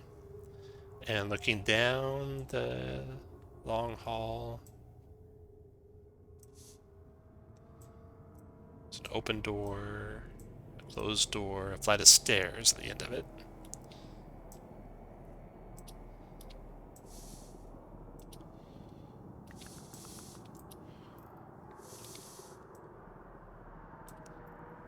So, a lot of choices on doors to go through. Where do you want to head?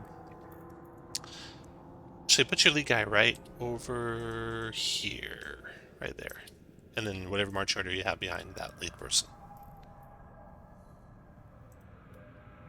This is will be in the middle. The first door we can see is here. The first door you see is just Can I past check Adding. it? All right. Can I check if I can hear anything from any room, from any door? Yeah, you're listening. You don't hear anything right yet. But just as you're kind of tuning your ear,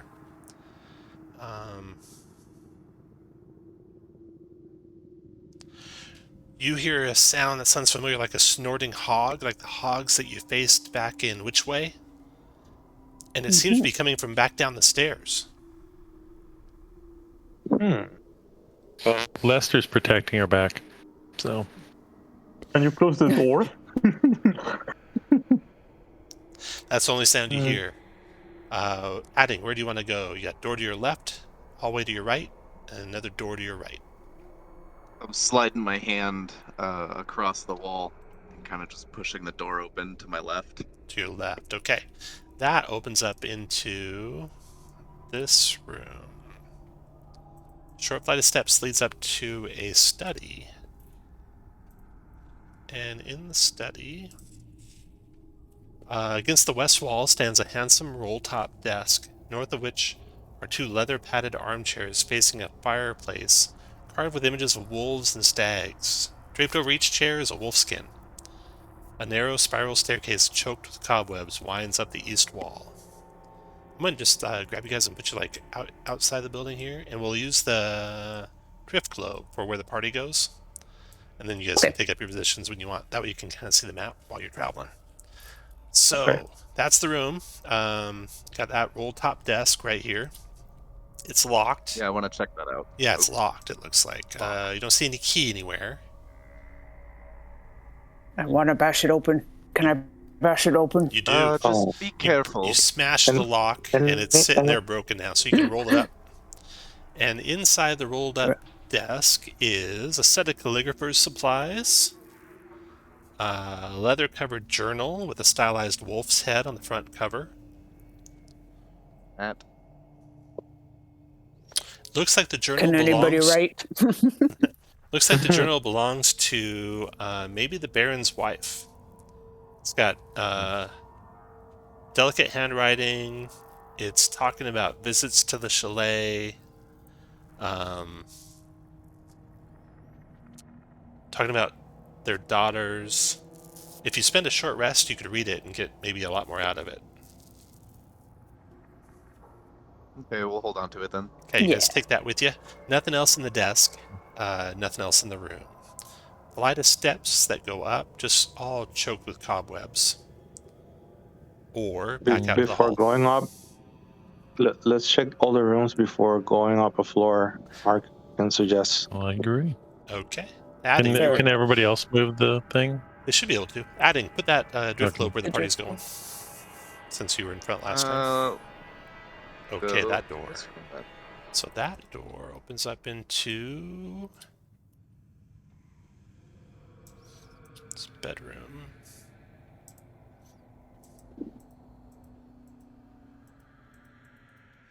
And in the bedroom,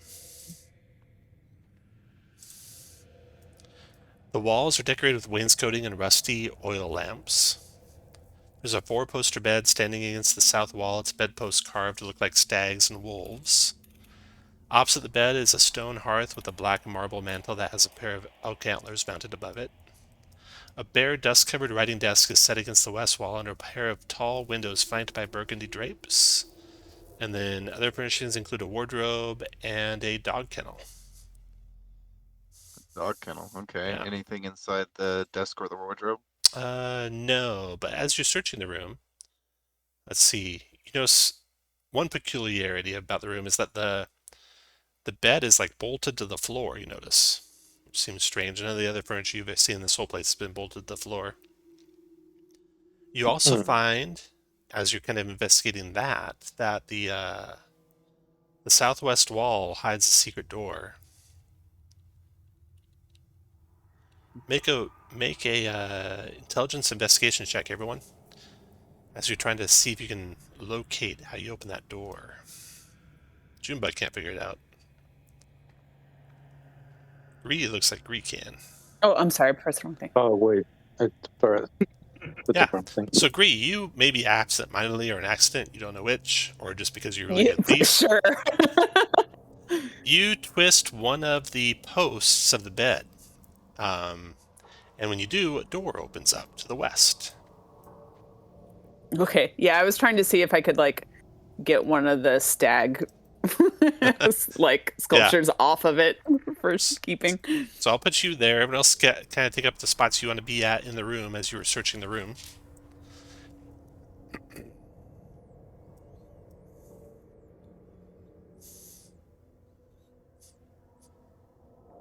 Okay. When the door opens,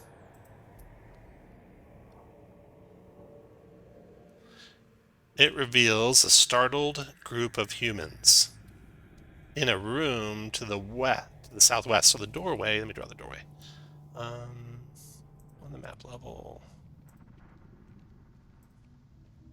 This orange box will be the secret door, which is actually right here.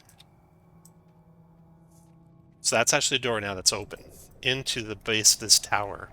And in the base of this tower are standing in a group, huddled together like they were in the mid-conversation, and kind of literally watching the doorway to the east like they may have heard you all.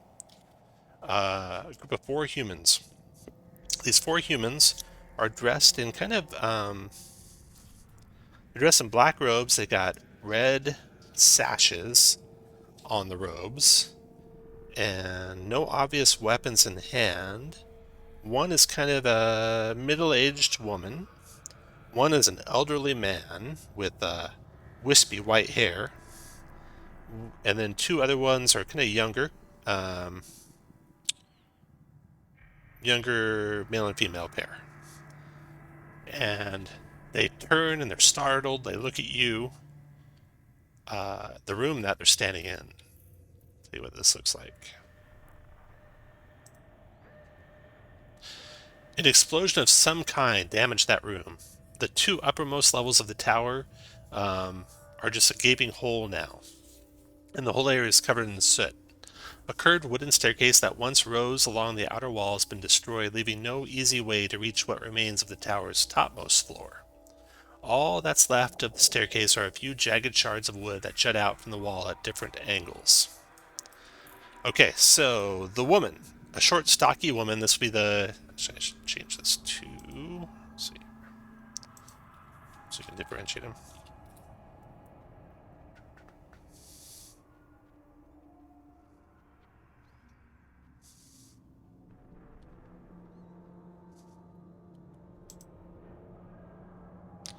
Just waiting for Roll20 to catch up.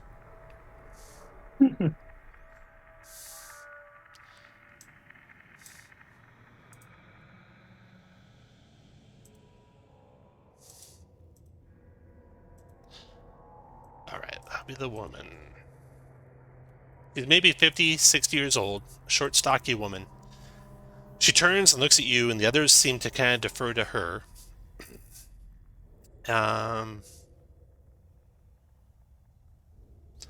She speaks calmly, despite the urgency of this encounter between you and them. And she says, "We mean no harm."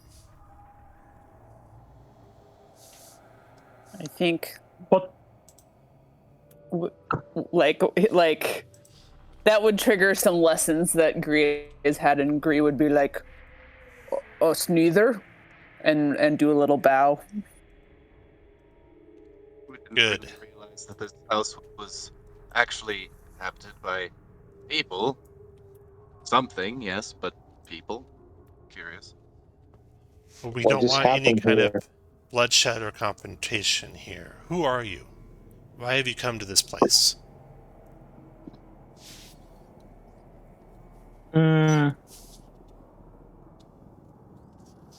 We're seekers of the Raven. I kind of chuckle. I mean, seriously.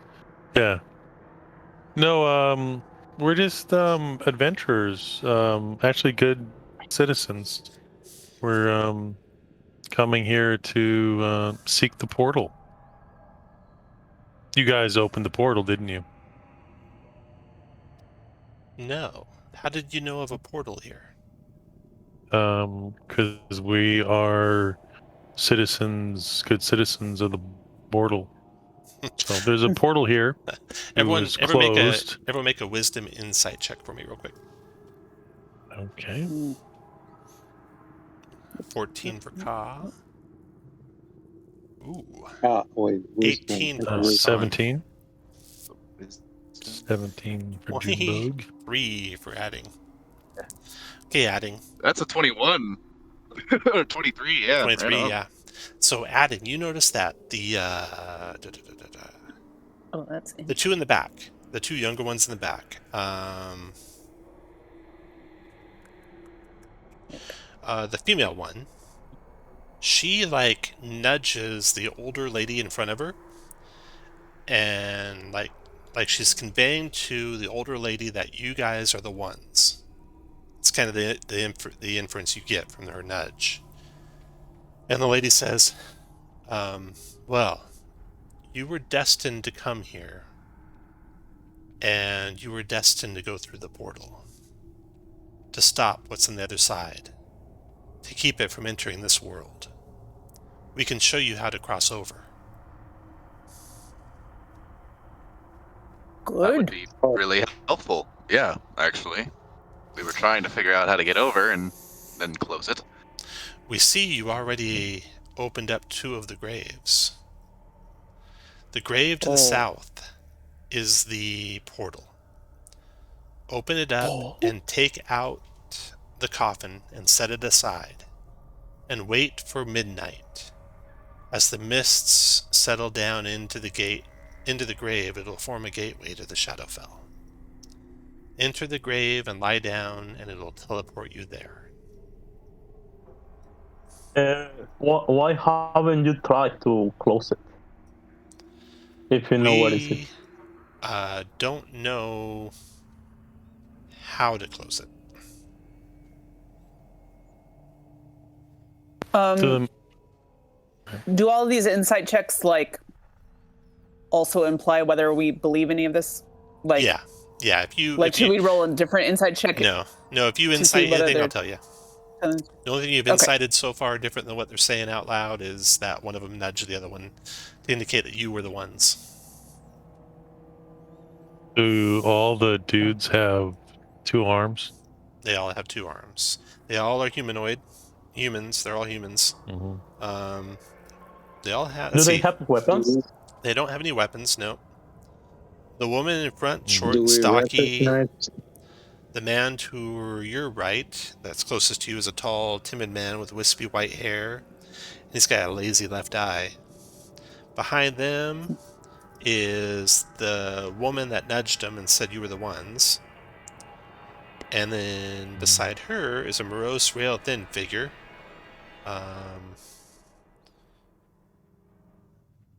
Indeterminate. You said they're all wearing the same uniform? Yeah, they're all wearing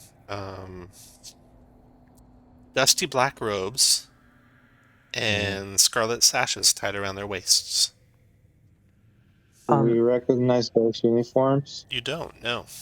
You've never seen that before. I am curious. What is it that you are doing here? Doesn't really seem like it's your domicile. We watch over the gate, hoping that nothing will come out, and trying to stop anyone from going through, except for you. So, gate watchers. Has anybody else come and gone lately? No one's come or gone lately. And what do you do if something comes out? We gather the rest of our troop and try and put it back in, or stop it, or kill it. What causes ghost noises in house? There's ghosts Sounds here. of boars. Oh, That would do it then. yeah. The family that lived here before was haunted, and their spirits still haunt the place. They've never attacked us or anyone that we know of, though. What haunted them? I don't know. I've heard the ghost of the Lord searching for his dog. Also, be careful upstairs. Don't play with the kids' toys. You'll regret that if you do. Thanks for the advice. Call only say hair toys, okay? Also, Alright, well, let's go. sometimes we store away evil artifacts here to keep them out of reach of people. And as she's saying that, the younger woman behind her goes over and digs a hole in the rubble here and takes something out of her satchel, and you catch a whiff of a smell like decaying flesh as she pulls out a little figurine, and you catch a glimpse of the figurine. It looks like this.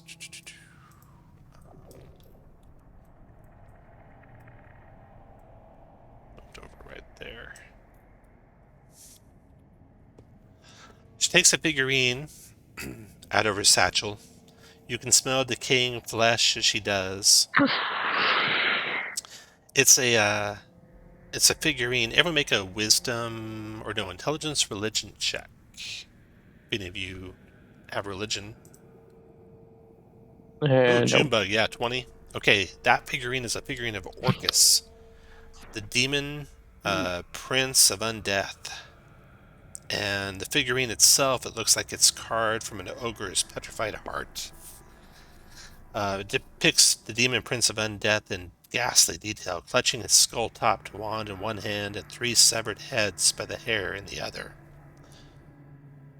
The woman says, sometimes we hide away evil artifacts here to keep them out of the clutches.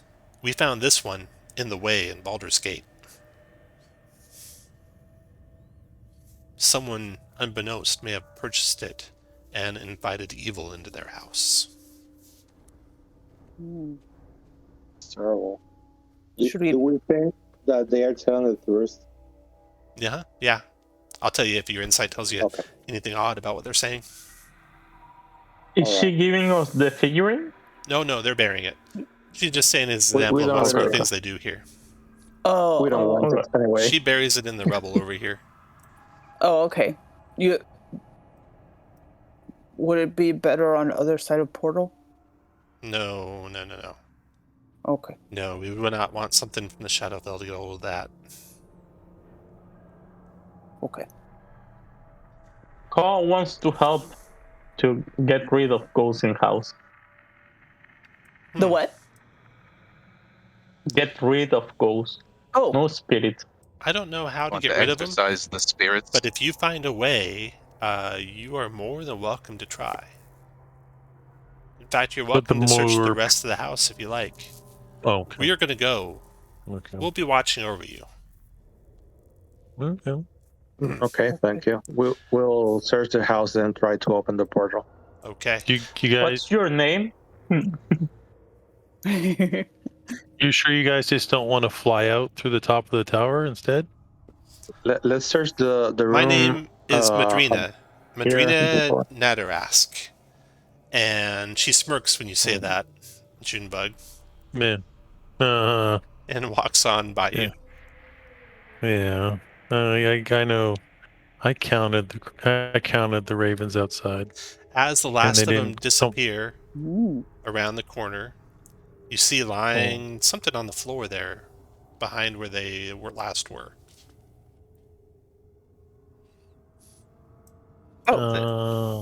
What do we see? So you walk down to the end of the hallway right here, as they rounded the corner and they went down the stairs, and there's a black raven feather there. Yeah. Okay. Mhm, I figured. So let's do the rest of the searching the house here.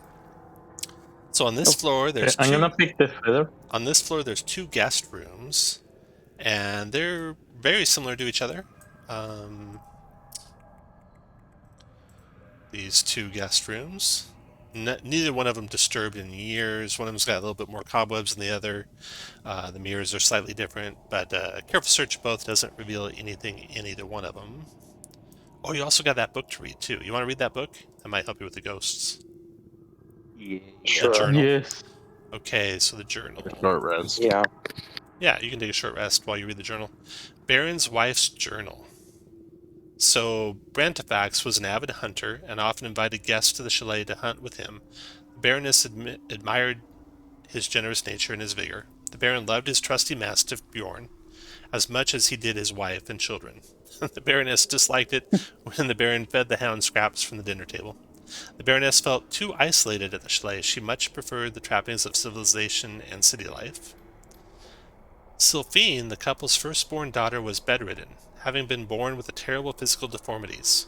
The Baroness was glad that Sylphine could be housed in the chalet to keep her far from the public's eye. A nursemaid was hired to watch over the child while the Baroness was away. The Baroness describes Sylphine's death at the age of 6 as merciful, and there's some indication that the Baroness had a hand in it. Haluth, the younger daughter of the Baron and Baroness, was a tomboy, more like her father than her mother. She was slain on her 9th birthday, killed by a wolf while out hunting with her father. The Baroness doesn't blame her husband for Haluth's death, but neither does she absolve him of his guilt. Both daughters are buried in the chalet's graveyard. At the Baron's insistence, in her final journal entry, the Baroness speaks of evil whispers in the graveyard and makes plans to leave Chalet Brantifax, vowing never to return. Okay, so that's what you read there. You do your short rest. If you need to, you could spend hit dice, you get your short rest powers back. You know they left that figurine. If you want to go get that figurine, you certainly could. No. Yeah, I wanna pick it. Okay. It has a Can really somebody? carnal stench around it, Ugh. like of decaying flesh. It's made out of a petrified ogre's heart, and as a paladin, you can just feel the evil emanating off of it. All right, let's see. This is the second or the next level up. So the next level up over here. First of all, you find the upper floor of the tower. You kind of have to climb up there because the stairs that lead up to it aren't any good. But there's a chest up there. And in the chest, let's see, there's the loft, the chest. Where did I go? Okay, besides finding the ogre heart, you also find some damaged and worthless alchemical supplies. It looks like the explosion here happened from an alchemist experiment gone awry.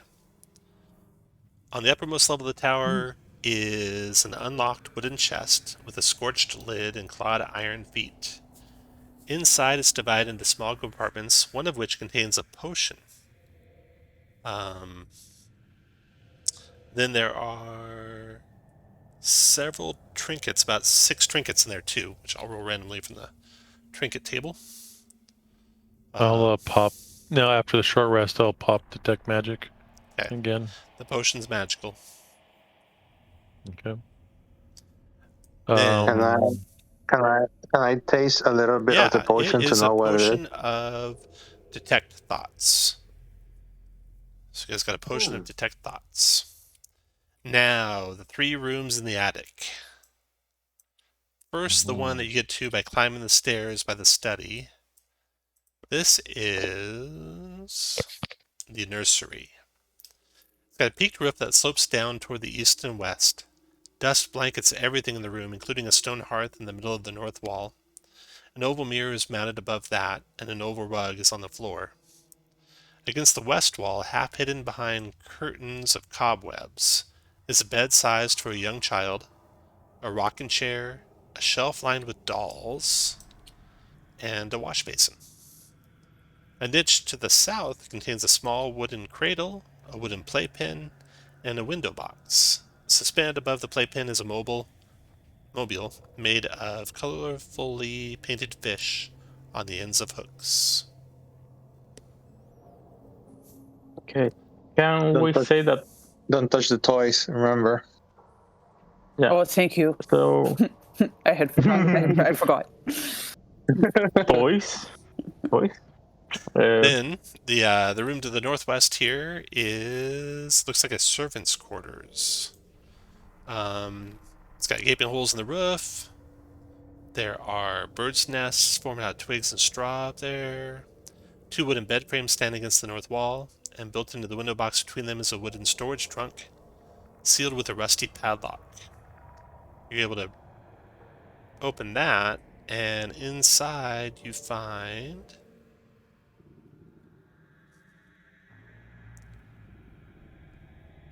hunting paraphernalia. A suit of stud leather armor sized for a portly adult human, a leather helm, a heavy crossbow, and a wooden case with the monogram BB and 2 hunting traps. The wooden case contains crossbow bolts with crimson fletching. The wardrobes up here contain dusty black robes, leather sandals, and scarlet sashes. The same things those 4 people were wearing in the tower. And then the last room, right here, storage room.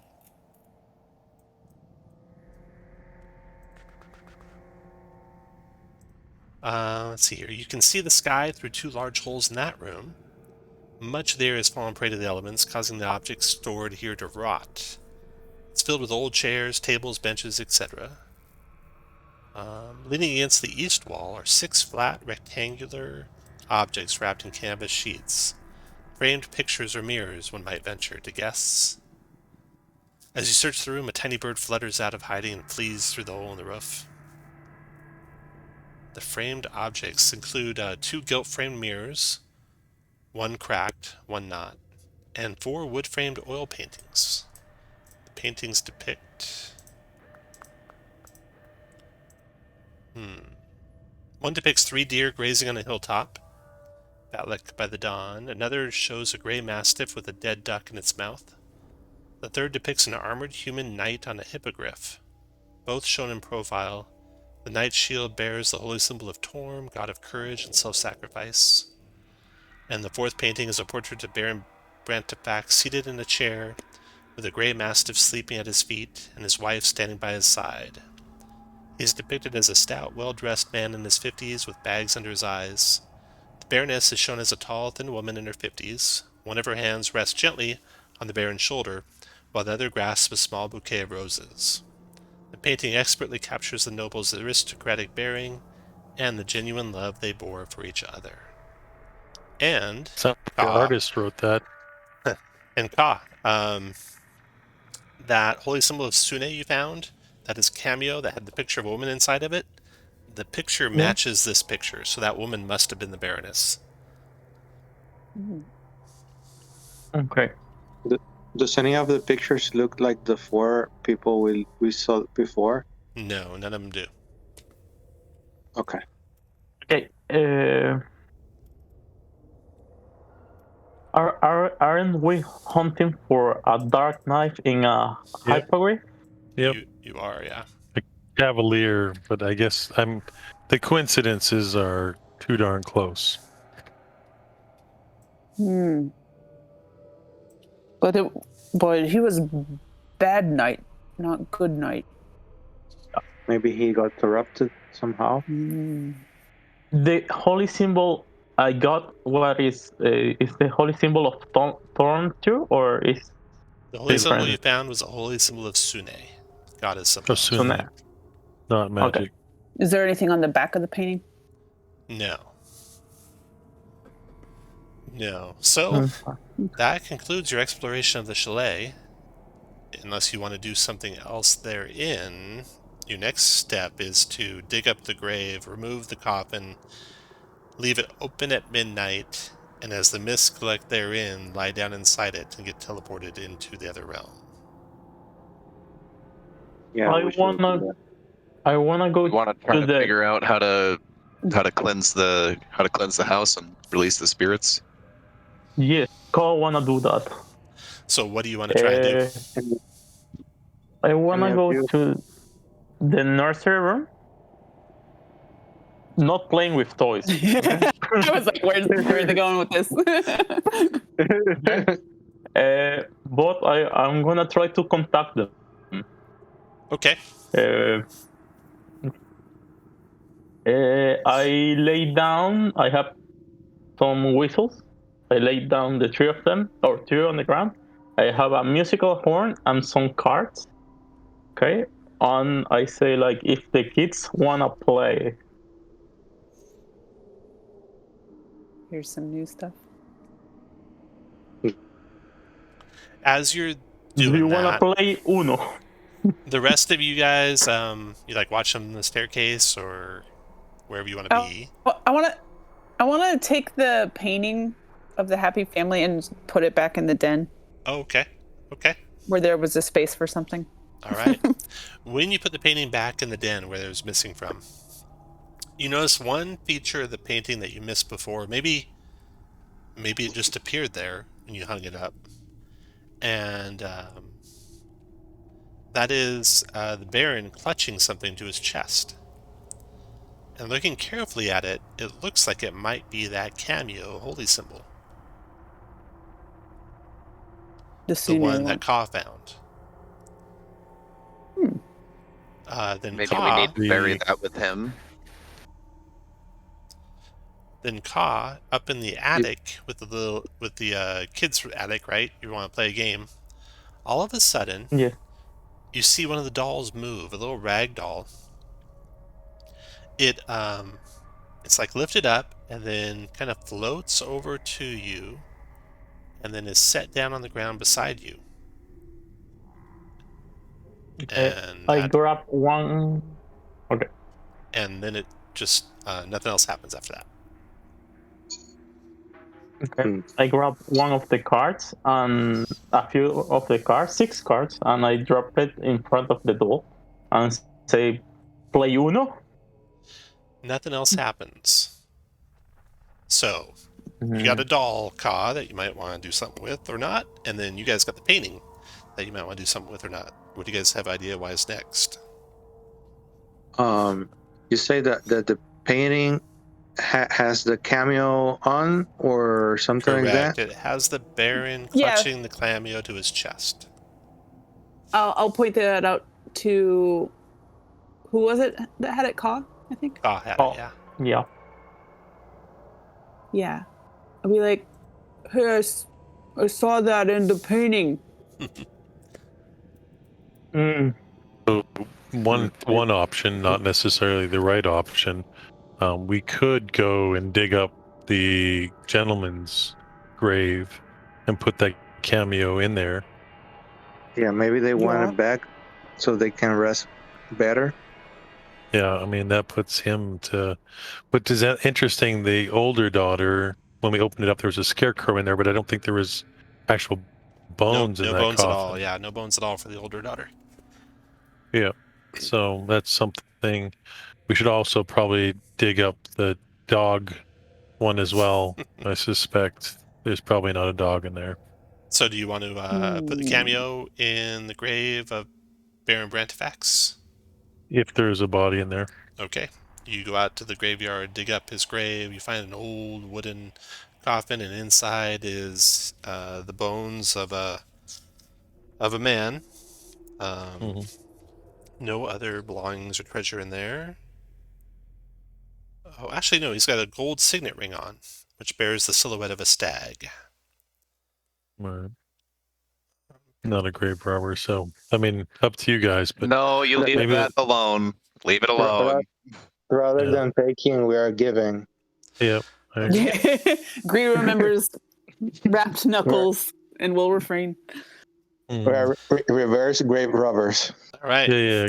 So you lay the cameo on the chest of or in the rib cage of the bones, and when you do, the cold feeling that you get around the grave goes away and is replaced with a warm feeling. In fact, the warmth grows in each of you, and you each gain a charm, a supernatural charm. You each gain a charm of heroism. So it's a one-time charm that you can use that gives you 10 temporary hit points. It takes an action to trigger it. It gives you 10 temporary hit points and the effects of a bless spell without requiring concentration that lasts for 1 hour. So all 5 of you gain a charm of heroism.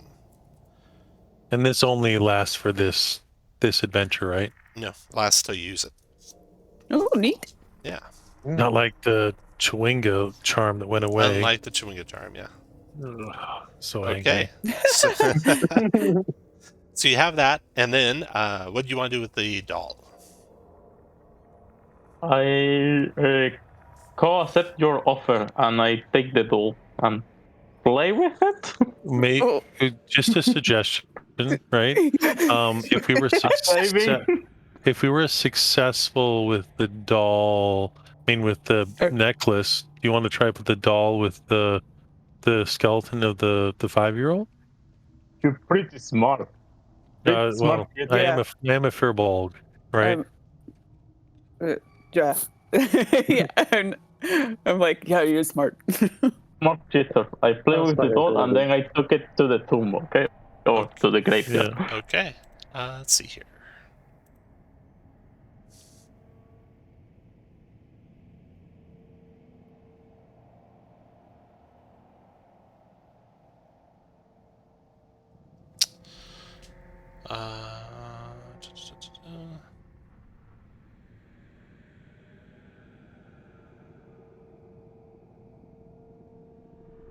Oops, where'd you go? I'm still here. No, I was talking to D&D Beyond. Sorry. Okay. So as you're getting ready to put the doll in the grave, it occurs to you that a gateway to the Shadowfell requires some level of maleficent of evil. And should you set a ghost to rest that normally goes in that grave, maybe that will close the gate. Oh. Oh. All right. But then you remember you were supposed to go through first and defeat the knight and then close it afterward. So you think you figured out how to close it. Yeah. Oops, we ruined the whole campaign. All right, guys. You're gonna have a few hours back. Yeah. Close the door before we even go in. Yeah. Oops. Let's go in before we. Okay. We'll do it. Can we dig up the mastiff? I just want to make sure there's a dog there. There's just a regular dog in there. Yep. Yeah, sure. No Okay. ghost. We are Just a happy okay. dead dog. No All coldness around that grave. Okay. Nope. All right. No squeaky toy that we have to put in there. All right. All right. So you dig up the grave. You take out the coffin. It's got the malformed bones in it. You don't give it the doll, so that the gate stays open. This is the tomb the grave of Sylphine, the beloved daughter. May she find peace at last. In the darkest hours of the night, fog leaches into the open grave and fills it up. Who wants to go in first? Again. All right. Oh, okay. One by one, you go into the grave. You're instantly transported to a similar dug-up grave in the Shadowfell. The topography is similar, except the chalet is replaced with a large necropolis full of open graves, tilted headstones worn bare of inscriptions, and decrepit mausoleums. Alright, so you're looking for, in this necropolis, you're looking for the Dark Knight, right? Or the Dark Cavalier. Right. Atop the hippogriff, which is actually a skeleton. Because that's what it would be, right? So this Like is the ancestral. grave. This is the gateway that you come through. So you're all. Is it kinda glowing green? Yeah. You're kind of all gathered around this gateway here as you step out into this graveyard. All around you is death and decay. There's a large mausoleum north of you. Smaller mausoleums scattered all around. The gravestones are mostly worn bare. You can't read any from here. Maybe if you got close enough, you could see what they say. And then as you're gathered around there, you catch movement atop the mausoleum, Archon. And a gargoyle on the corner of the mausoleum stands up and flaps its wings to fly toward you.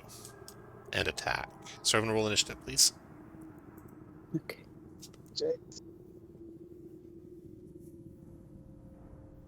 Nice initiatives. Oh, Well done. except Wow. 1, Was 1, and able- 2 20s. Was Archon able to see it Balance. before the Gargoyle saw him, or not really? Sorry, I didn't hear what that was. What was the question? Was Archon able to see the Gargoyle before they saw him, or not? Oh, no. No, he was not. There are gargoyles everywhere. This one, he saw it start to I move. probably and watched this come out. Yeah. Okay, so that gargoyle starts to move. It's 20 feet above the ground where it's standing. And you guys are where you're at. And all right. I'm back. So, adding, you are first to go. Archon warns you of the gargoyle. He points up to the top of the mausoleum roof, and you see the gargoyle stretching its wings out. What do you want to do?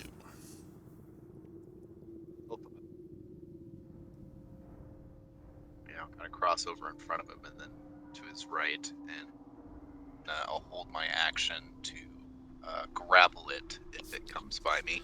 Cool. Okay. Ka, your turn. Okay. I'm gonna get in front of here. And I'm gonna ready an action to throw the javelin. Okay. If he gets near us. Got it. Gargoyle's turn. So it launches off of the top of the mausoleum and glides down towards Ka. It gets within your reach, Ka, or you said throw a javelin, is that what you said? Fire away. Yes. It's javelin 30, 120 or javelin no. Not sure which Yeah, one. it gets within 30 feet of you, so no disadvantage. Okay. 19 connects with the thing. Nice. Doing 7 points of piercing. It resists non-magic attacks, so it takes 3 of that 7. It Wow. closes down on Ka, bites him and claws him. Bites a miss. The claws of 15, also a miss. Let's see, Too powerful. 2, 3, 4, 5, 6. It provokes an attack of opportunity from you, Ka, but you don't have any weapon in hand. What do you want to? You want to try and punch him? What do you want to do? Yeah, let's try punching him. It uses a reaction to use a. You're Yeah, right. but I You're don't right, have a Adding. weapon in hand. You're right, Adding. Thank you very much. Okay, Gargoyle flies back up to its roof perch, and he's done. Archon, your turn. All right. The thing is still flying, right? It's 20 feet up in the air. It's perched up on the roof of the mausoleum now. Okay. Then I'll use create bonfire on the creature, All right. and It dodges out of the way of the fire, but you can put it where you cast it. What else you want to do, Archon?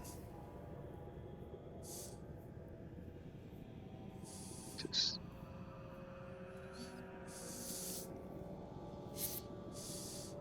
and I'll use the star form. Ooh, nice shot. Rating him for 15 points of radiant damage. Nice. That wounded it well. Finish whenever you want, and then Gree, your turn. Okay. I'm gonna move 30 to here. And I guess if it gets within any kind of reachable space, through between where the gargoyle currently is and Ka, then I'll hold an attack for that. Okay. There's a gate here to the inside of the mausoleum, right dead center there. It is closed, but you don't see any lock on it. Through the gate, you see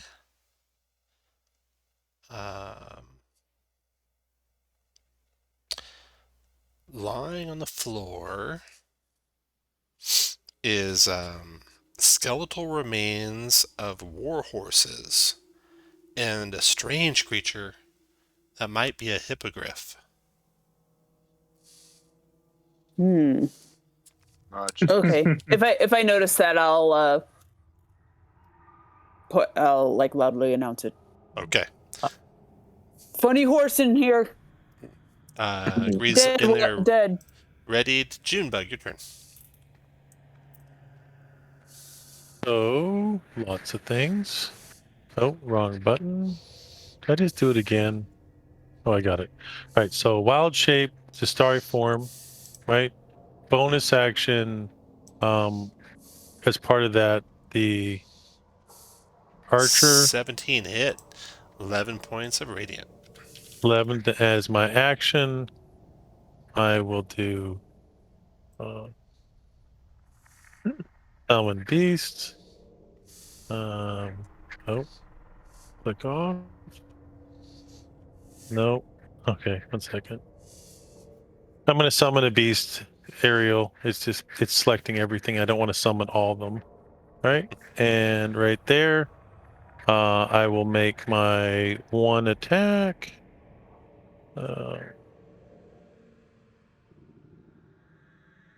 Which is obviously non-magical. 13. 13 does not get through its stony hide. All right, and then which one is the one that shows me its abilities? Its armor button. The IN or the A, this one? That's the one. All right. So it's got flyby, so no opportunity to attack when it flies out of the thing's reach. Over here. Okay. Right. Junebug's And done. 15. Yep. Round is over. At the start of the next round,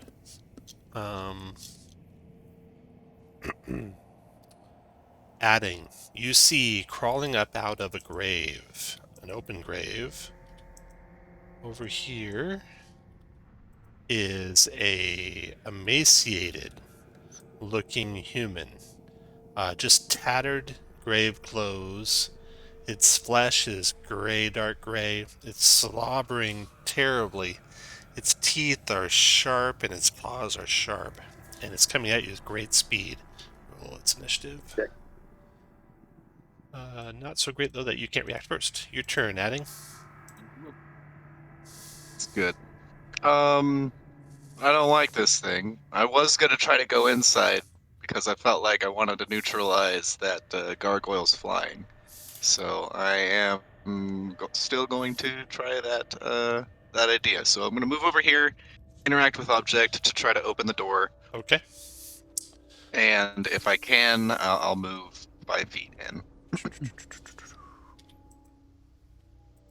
and then hold my action to attack anything if it nears me. You guys see the inside of the mausoleum now? Yes, Okay. Yes. that's cool. There you go. Adding's done. Ka, your turn. The gargoyle. Okay. I just dodge the turn. Yep. What'd you say? I dodge. You're dodging. Got it. Okay. Yeah. Icon for dodging is a wrench, because if you can dodge a wrench, you can dodge an attack. After Ka is the gargoyle. It's going to come after Archon, but it's going to fly away from Ka. 1, 2, 3, 4, 5, 6, 7. Attack you, Archon, with a bite. 23 to hit Archon for 5 piercing. Concentration check DC 10. That's a con save, so click your token and click the C something button for you. C14 button. So you're not in this dragon form, so that drops your bonfire. Then its claw attack on you. It's a 23 to hit for 8 more damage. 13 total now. 13 total. 13 total so far. Okay. Then it's going to provoke an attack from you. So if you have a reaction, you can take an attack if you like. Sure, I'll try to throw a punch at it.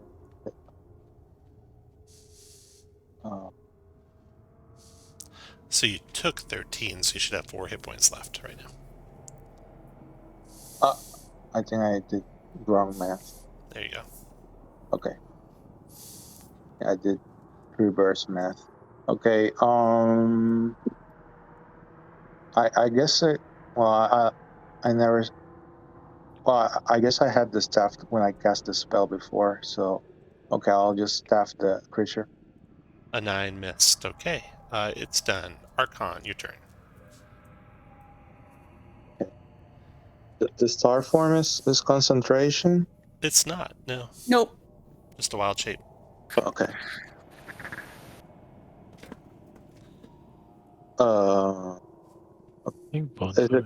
Is the creature on the floor, on the ground? It's 20 feet up in the air, flying through the air. I guess it cannot use the bonfire on it. All right. Right. You could use it on the zombie guy. Yeah. The fire. I lost the star form. You said. No, you did not. No, you lost the bonfire. You maintain it. It'll last for 10 minutes. The concentration unless check. You go down. The concentration check was for the bonfire spell. All right. Okay, well, I'll try to start the creature. It's a 12, I think. 12 missed. And I'll bonfire the dark creature. All right. Dex save for that guy. Ooh, you made it. Dodge it out of the way, but you can put the fire where you want it, finish your move where you want, and then it's Gree's turn. Okay. I don't think I can reach the gargoyle because it's too high up, but I am. Can I essentially run to be under it and attack the zombie? Yeah, totally. Okay. I'll be here temporarily just so you can see both of them, but. Gree is so brave. It's a He's, miss. Mad at the gargoyle. Boop. 16 hit with the unarmed strike, 5 points of bludgeoning damage to the thing that does full damage to it. And Cool. then after Gree, it goes. It closes the gap on Gree and tries to bite you, Gree. Missing. Junebug, your turn. All right. Let's do this one. How much movement? Do I not see movement? It's got a fly speed of 60. 12 squares. Mhm. Okay. I didn't know if I was just missing something. All right. I'm gonna fly. And remember, you do Oops, your wrong action first, then all your summoned creatures go. Okay. So who should we do? I'm going to do guiding light, but I can't. Ghoul. Guiding bolt, not guiding light, but you know what I meant. Mm-hmm. Guiding bolt. That's on the ghoul. On the ghoul on the ground? Okay, 18 hit it. 13 points of radiant damage. Doesn't take extra, but it takes all 13. And advantage on the next attack. Where's that thing? And bonus on the Gargoyle, which will be the archer. Miss. Which is a miss. And I will move here. And your eagle. My dudette will fly down here, which is 50. Do a maul for 24 for 9 non-magical. Good job, Eagle. That's 4 points damage to it. And move back here. 10 more. After June. Strong bearded. The end of the round. So at the end of that round, you're looking into this mausoleum now, Attic, and you see... Beyond the mausoleum's unlocked gate lies a central chamber strewn with the skulls and bones of war horses and what may be a hippogriff. 2 of the mausoleum's 3 sarcophagi are closed. Actually, the doors are even closed. The third is open. Its lid lying broken on the floor behind it. Rising up out of it, you see a man. He stands on the edge of the sarcophagus. And you can see that he's dressed as a knight and has spurs at his boots, but he is undead now. Yeah, his initiative. Boom. That must be your Dark Cavalier. And that's it for new things you guys see. Addy, your turn. Fun to sit here and wait for him to close the distance, but I want to attack first just one, so I'll close the distance on him. And pop pop. 19 and a 7. 19. Well, yeah. 19 hit. Doing 9 points of magic bludgeoning thanks to your insignia of claws. So it does full damage to him. 9 damage. Okay. Kind of stare him in the face. Your Come on, turn. show me what you got. Your turn, Ka. Okay. I suppose I don't know about the Cavalier, right? Okay. You do. Yeah, you know about him. Adding warned you guys. I know. Okay. Yeah, I'll be like, guys, it's happening. I found it. It's happening. I'm busy. I did it again. Okay, I'm gonna throw a javelin to the undead, to the zombie. I don't know, the Ghoul. human ghoul. That's the one. 1, 2, 3. This is 30 meters, right? You are 20 feet away, yes. Yeah, okay. I'm going for it. 14 is a hit. Doing 7 points of piercing, impaling that ghoul, which falls dead to the ground. Nice Advantage too, throw. so good Okay, job. Ka. Move where you want at the end of your turn, and then now comes the Dark Cavalier attacking, adding. Oh, shoot. Adding. I don't like this at all for you. This is going to be a bad... It's going to be bad. Multi-attack and longsword twice, or longsword and life drain. So he does first his longsword.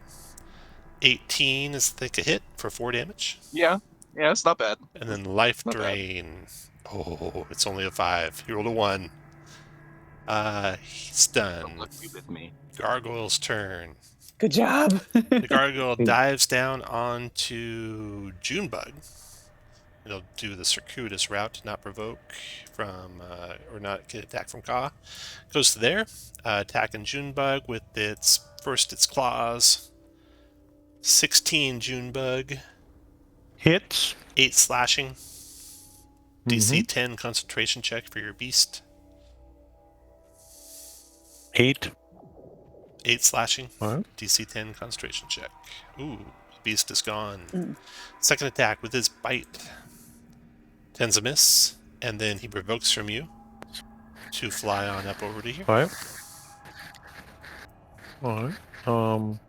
Kree didn't get a pro attack? Nope. He was way above Kree's head. Junebug Missed. missed. Gargoyle's done. Archon, your turn. The creature is on the ground or flying right now. The gargoyle is flying up in the air. Okay. I'll use guiding bolt. What? Sure. How do you take the rule out? Say again, who was that? What was the question? The ruler. How do I use the ruler? Oh, in the menu in the upper left, there's one that's 4 down that looks like a circle with a little. Okay, found it. Thing. Thank you so much. Okay, Archon. Does a 14 hit? Archon, guiding bolt. 14 is a miss, unfortunately. Good. All right. I'll then archer him. 7 missed. Move where you want, and then your turn, and then Gree, your turn. Okay. Gree. I think it's just gonna dash. 35.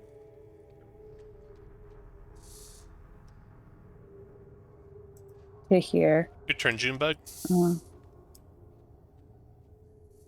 All right. Sorry, Skittles. Move to here. Action. Summon beast again. Don't take this one, please. Sorry. There. I'll let it attack after my turn. I can fire through Adigan. Yep. Adigan. Yeah. Okay. Bonus action. Click on your icon, RL. Get the gargoyle. Get the gargoyle. Well, I'm worried about the white on. Yeah, but worry about us first. All right. Well, Take the based fly, upon that, Floyd. I'll hit the gargoyle, but I just summoned an aerial beast. So bonus action on the gargoyle based upon 14 missed. 14 misses. Well, Beast and attack. then beast attack, maul. A hit. 18 hits for 4. 4 damage. Got it. Move over there. Okay. At the end of your And turn. that's me. All done, Junebug? Okay.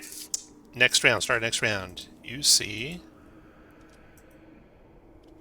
crawling out of a grave over here, another one of those ghouls. At initiative.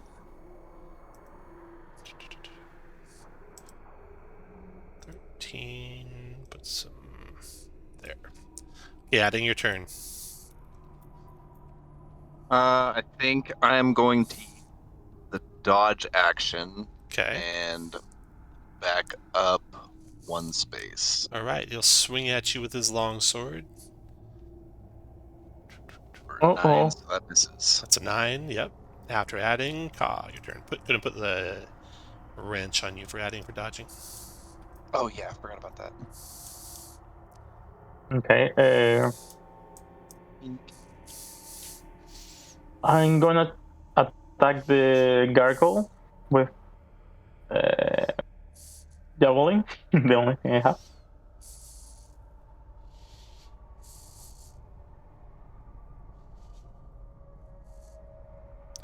Ten missed.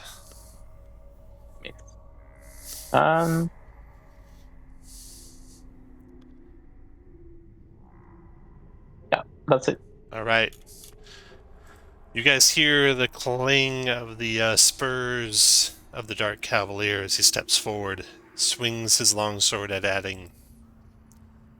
Adding dodges it, tries to reach out with his hand and grab adding. Adding dodges it. Then the gargoyle swoops down to attack Junebug. Multi-attack and first with the claws. Missing and then a bite. Hitting Junebug for 4 piercing. DC 10 concentration check, Junebug. You keep your beast this time. And then it flies back up out of your reach. Go to make an attack opportunity if you want. Almost said shillelagh. Old habits die hard. Club connects. Does 16 1 for point of 1. damage. Then the ghoul's turn. The ghoul ravenously rushes forward, slavering to eat flesh. Tries to bite Junebug. It's a 16, I think. That's hits. a hit. 7 piercing Junebug. Ghoul's done. Archon, your turn. Oh, another concentration check, Junebug. DC 10. Down goes the beast. Archon, your turn.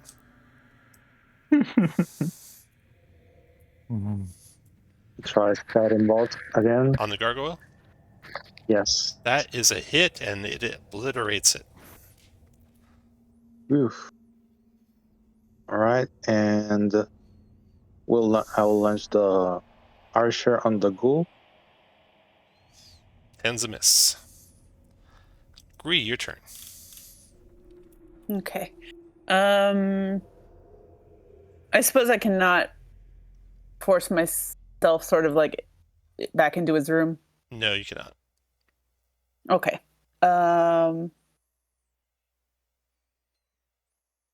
I will attack.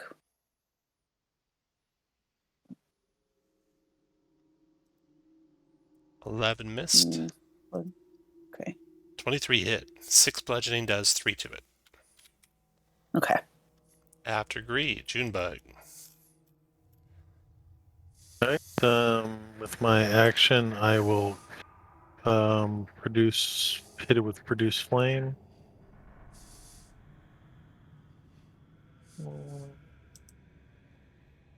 Or I think I will. Sorry, I haven't used this one yet. I'm looking at the icon. So I might produce flame. 21 for 6. The ghoul. Yep. That's And I think it's a ranged spell attack, right? Yeah, so that would be a miss because it's at 11 to hit. yeah. And then healing word myself. And it's ranged, but I think I could do it to myself. You can, definitely. 4 points. Adding your turn. And this is where I go down yet again. I'm gonna try to punch him with 1. 14 14. connects, doing Nice. 6 magic bludgeoning to him. And then as my bonus action, I will second wind. Ooh, just nice to make roll. sure I'm topped off. Nice roll on that. Uh, Okay, adding's so- done. Take the Thank wrench you. off. Ka, your turn. Okay. I think you guys are good here, so I'm gonna rush inside the building. No, we're not. We're not. Okay. Go help them. Go help. like, come in and bar the door, maybe. That's what I want Where's to do. I'm gonna help my people. Okay. 1, 2. Okay. And I'm gonna attack it with the Warhammer. Go for it. Ooh, miss. Then the white's turn. It attacks adding with a longsword. 18 for Yeah, that 6 one adding. hits. And then life drain. Missing you with the Oh, life thank drain. God. And then the ghoul's turn. The ghoul tries to claw at Junebug. 21 Junebug hit for 7 slashing. Feel your muscles tightening up. Make a 10 con save or be paralyzed. Not paralyzed. Ghoul's done. Archon, your turn. Nice. All right. I will use a bonfire on the creature. On the ghoul. Here's his con or deck save. He dodged out of the way of it. What else you got, Archon? And now the star. Star Archer, 11's a miss. Okay. Move where you want, Archon. And then Gree, your turn. I'm gonna attack again. 23 hit for 3 points damage to it. 15 also hit for another 2 damage to it. All Yeah. right. After Gree, Whittling Junebug. him down. I'm gonna create bonfire because it's not a. Or is that a ranged Not attack arranged, as well? Not arranged. He dodges the bonfire. Okay. Then what are you gonna do? All right. Jeez. I'm gonna just do it disadvantage archer. So 13 hit? 11 radiant. Nice shot. Yeah. And where is the icon? After you is adding. Does he look like he's still very much engaged with me and not Yeah. paying so much attention to Green? No, Okay, he's I'm paying gonna dodge attention to them. you, yeah. Dodging? Okay. Yeah. After adding is Ka. Bring in the Warhammer. What? 24 hit for 10 points of bludgeoning, almost dropping him. That's it. After Ka is the white. Still trying to take down that fighter. That can hurt him. Multi-attacking with the longsword. 23 for 6. Yeah, I'm down. Unconscious. Turns his life drain onto Gree. Eh, Missing Gree. White's Oof. done. Ghoul's turn. Ghoul's going to step out of the fire and then try to claw. Try to claw Ka. No, he'll stay on Junebug. Dranclaw, Junebug, missing. And then Archon, your turn. Okay, Archon will use the archer.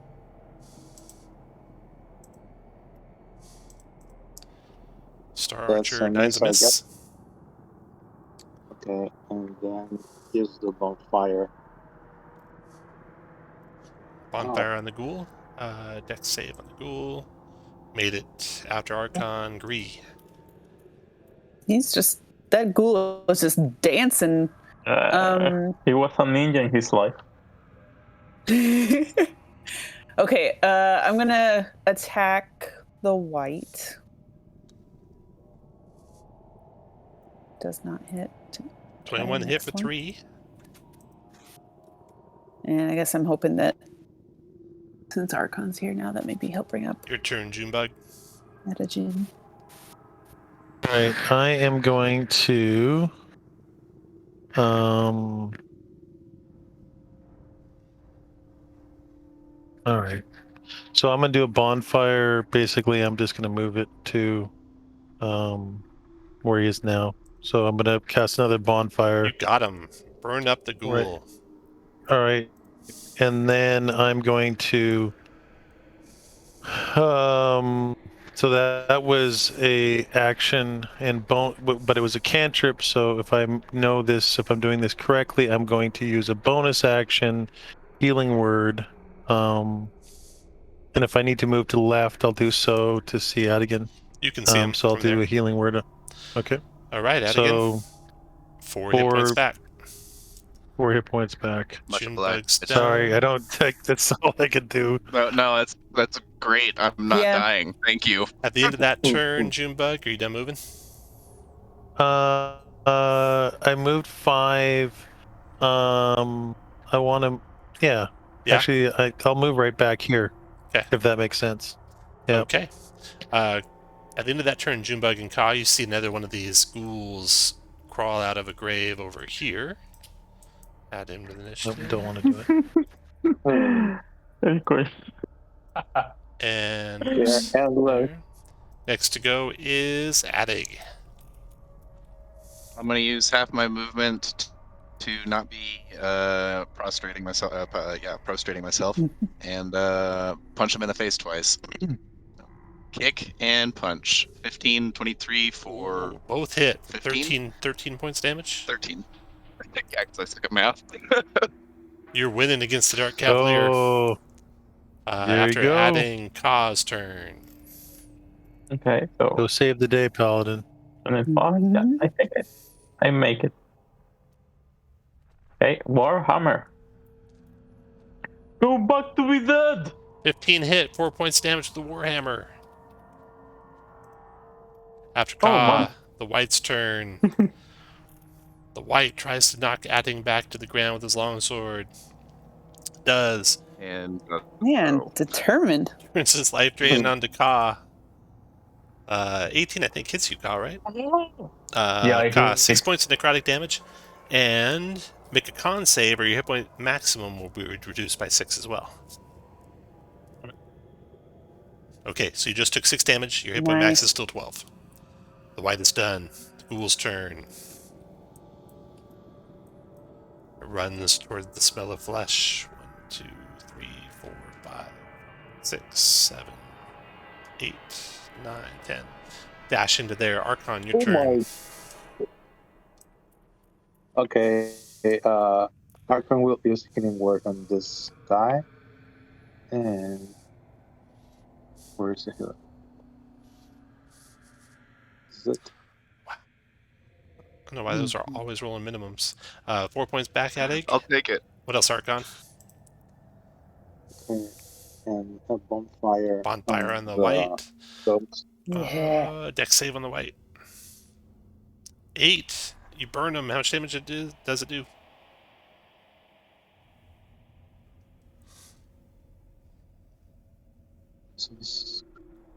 Oh no. Oh my. Oh no. That's He's so still sad. alive. After Archon Gree. I will Alright. use my inspiration to reroll that. Just You can't because reroll damage. it's And you have too to announce annoying. inspiration before you roll too. Gree, your turn. Oh, okay. Well, I will use my advantage to attack. Inspiration, awesome. You get advantage. 17 hit, good use. 10 points of piercing does 5 points of damage. Gree, you impale the Dark Cavalier on the end of your spear. As his spirit explodes in this concussion of energy that flows through the chamber, the hippogriff skeleton stands up. Oh, What? crap. Oh my. Everyone Oh, to the no. grave! All I got is a warhorse skeleton, so I'll use that. But it's a hippogriff skeleton that stands up. Man. What else, Gree? Oh Flip around and unarmed attack this dude. Go for it. wow. 14 is a hit for 4 bludgeoning, but okay. it is vulnerable to bludgeoning, so it has 8 bludgeoning to it. Hooray! 8 bludgeoning. Let's see. Got it. Okay. After Gree, Junebug, your turn. Alright, so first the thing I will do is taking a cue from my friend Archon, I will bonfire again. But I will be self-preservation. I will cast it, and I've cast it like 5 times and I can't find it now. Anyways, I'm casting a bonfire, but then a point of order. There it is. On here, can I use my inspiration to make you roll at disadvantage? You cannot, but I build anyway. No. I mean, I In want general. to I want to disengage, and can I use my inspiration for your opportunity attack of the ghoul to roll a No, disadvantage? you can't. You cannot. If you disengage, though, they can't attack you. That is correct. But he did it at bonfire, though. So he can't disengage. Which is an action. Yeah. Yeah. Okay, so you want to move away So or you I want to will stand there? I'm going to stand there, and I'll just take it. And So I'll, it's a star form? Or- yeah, I'm still in star form, but That's can I better, take that probably. action? Can I take that action back? Yeah. I already did it. I can take it back. Yeah. Okay, I'm going to use that charm. So I'm going to give myself 10 temporary hit points and bless. Bless. Got it. Okay. All right, and that'll be the end of mine. Okay. And I'll stay toe to toe. Okay, the start of the next round. Another ghoul comes out of there. Of course. Where's that one at? Right over here. And adding, your turn. I'm gonna punch the Oh horse my twice. Hit and hit for Yep. 13, 26 points of bludgeoning damage. You shatter the hippogriff with 2 blows. The skeletal shards explode through the room. Oh, nice. The energy washes out of the mausoleum, Junebug. This school drops. And you find yourselves victorious. Amazing. Well done. Ooh. Ooh, that was Now close. to the full self. So, the Dark Cavalier, you take his equipment and stuff. You find he had a ring of jumping on, which you never got to use because you kind of blocked him in there. You also, searching the mausoleum, find a saddle of the Cavalier inside a secret compartment in this crypt. These 2 crypts and the 2 war horses that are in the chamber here are the brothers of that wizard. So you bring back evidence that you found them. You could even bring back their remains. And then to get back out of the Shadowfell, you go back into the grave and you get out. Great. Anyone want to stay in the Shadowfell? My experience has been sir. horrible here. I'm gonna start a new crusade, okay? No, I'm going. So you get back out, and you can then reunite Safine with her doll, and that will close the gate to the Shadowfell. And that is the end. Your friends are eager to hear about your experiences, especially the Ravens. The Ravens are actually the 4 people that you met. You find out were actually rare Ravens. as they meet you Oh. the next time. The Order of the Feather. There they are. Interesting. I Neat. love were ravens. Cool. They're my favorite. Mhm. That's so pretty. And let's see here. Okay, so treasure. You have a potion of mind reading that if anyone would like the potion of mind reading, roll a d20. Just a straight /r space d20. Ugh, don't know that I can beat that. You should do it because the 20s. No. If you just leave the D off of it, then it'll just make it a 20. Wouldn't that kind of be cheating? Oh. Just do that, and you got it. I see that often, on accident. Okay, no one else want to roll? So it looks like Adding gets the potion of mind reading. The ring of jumping, all of you can take if you have an open spot. And then the How many can you have at this? at tier 1, you can have only one. Let's see. What is the saddle of the Cavalier? Is that a common item? Let's find out. Saddle of the Cavalier. If you straddle it, a horse appears underneath you. Saddle of the Cavalier is actually an uncommon item. While in this saddle on a mount, you cannot be dismounted against your will if you're conscious, and attack rolls against the mount have disadvantage. So that's the Saddle of the Cavalier. I'll put a link here for you. So you all have access to that, or a Ring of Jumping. Okay. I want the saddle. Anyone wants the saddle? Yeah, all of you No. can How take many? it. All of you can take the saddle.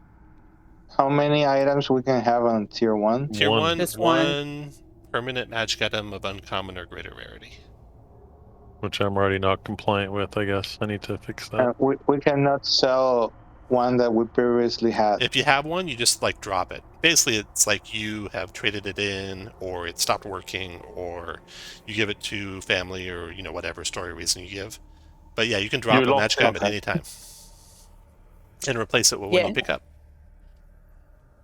You can't really sell it just because they monitor like money more closely in Adventurers League.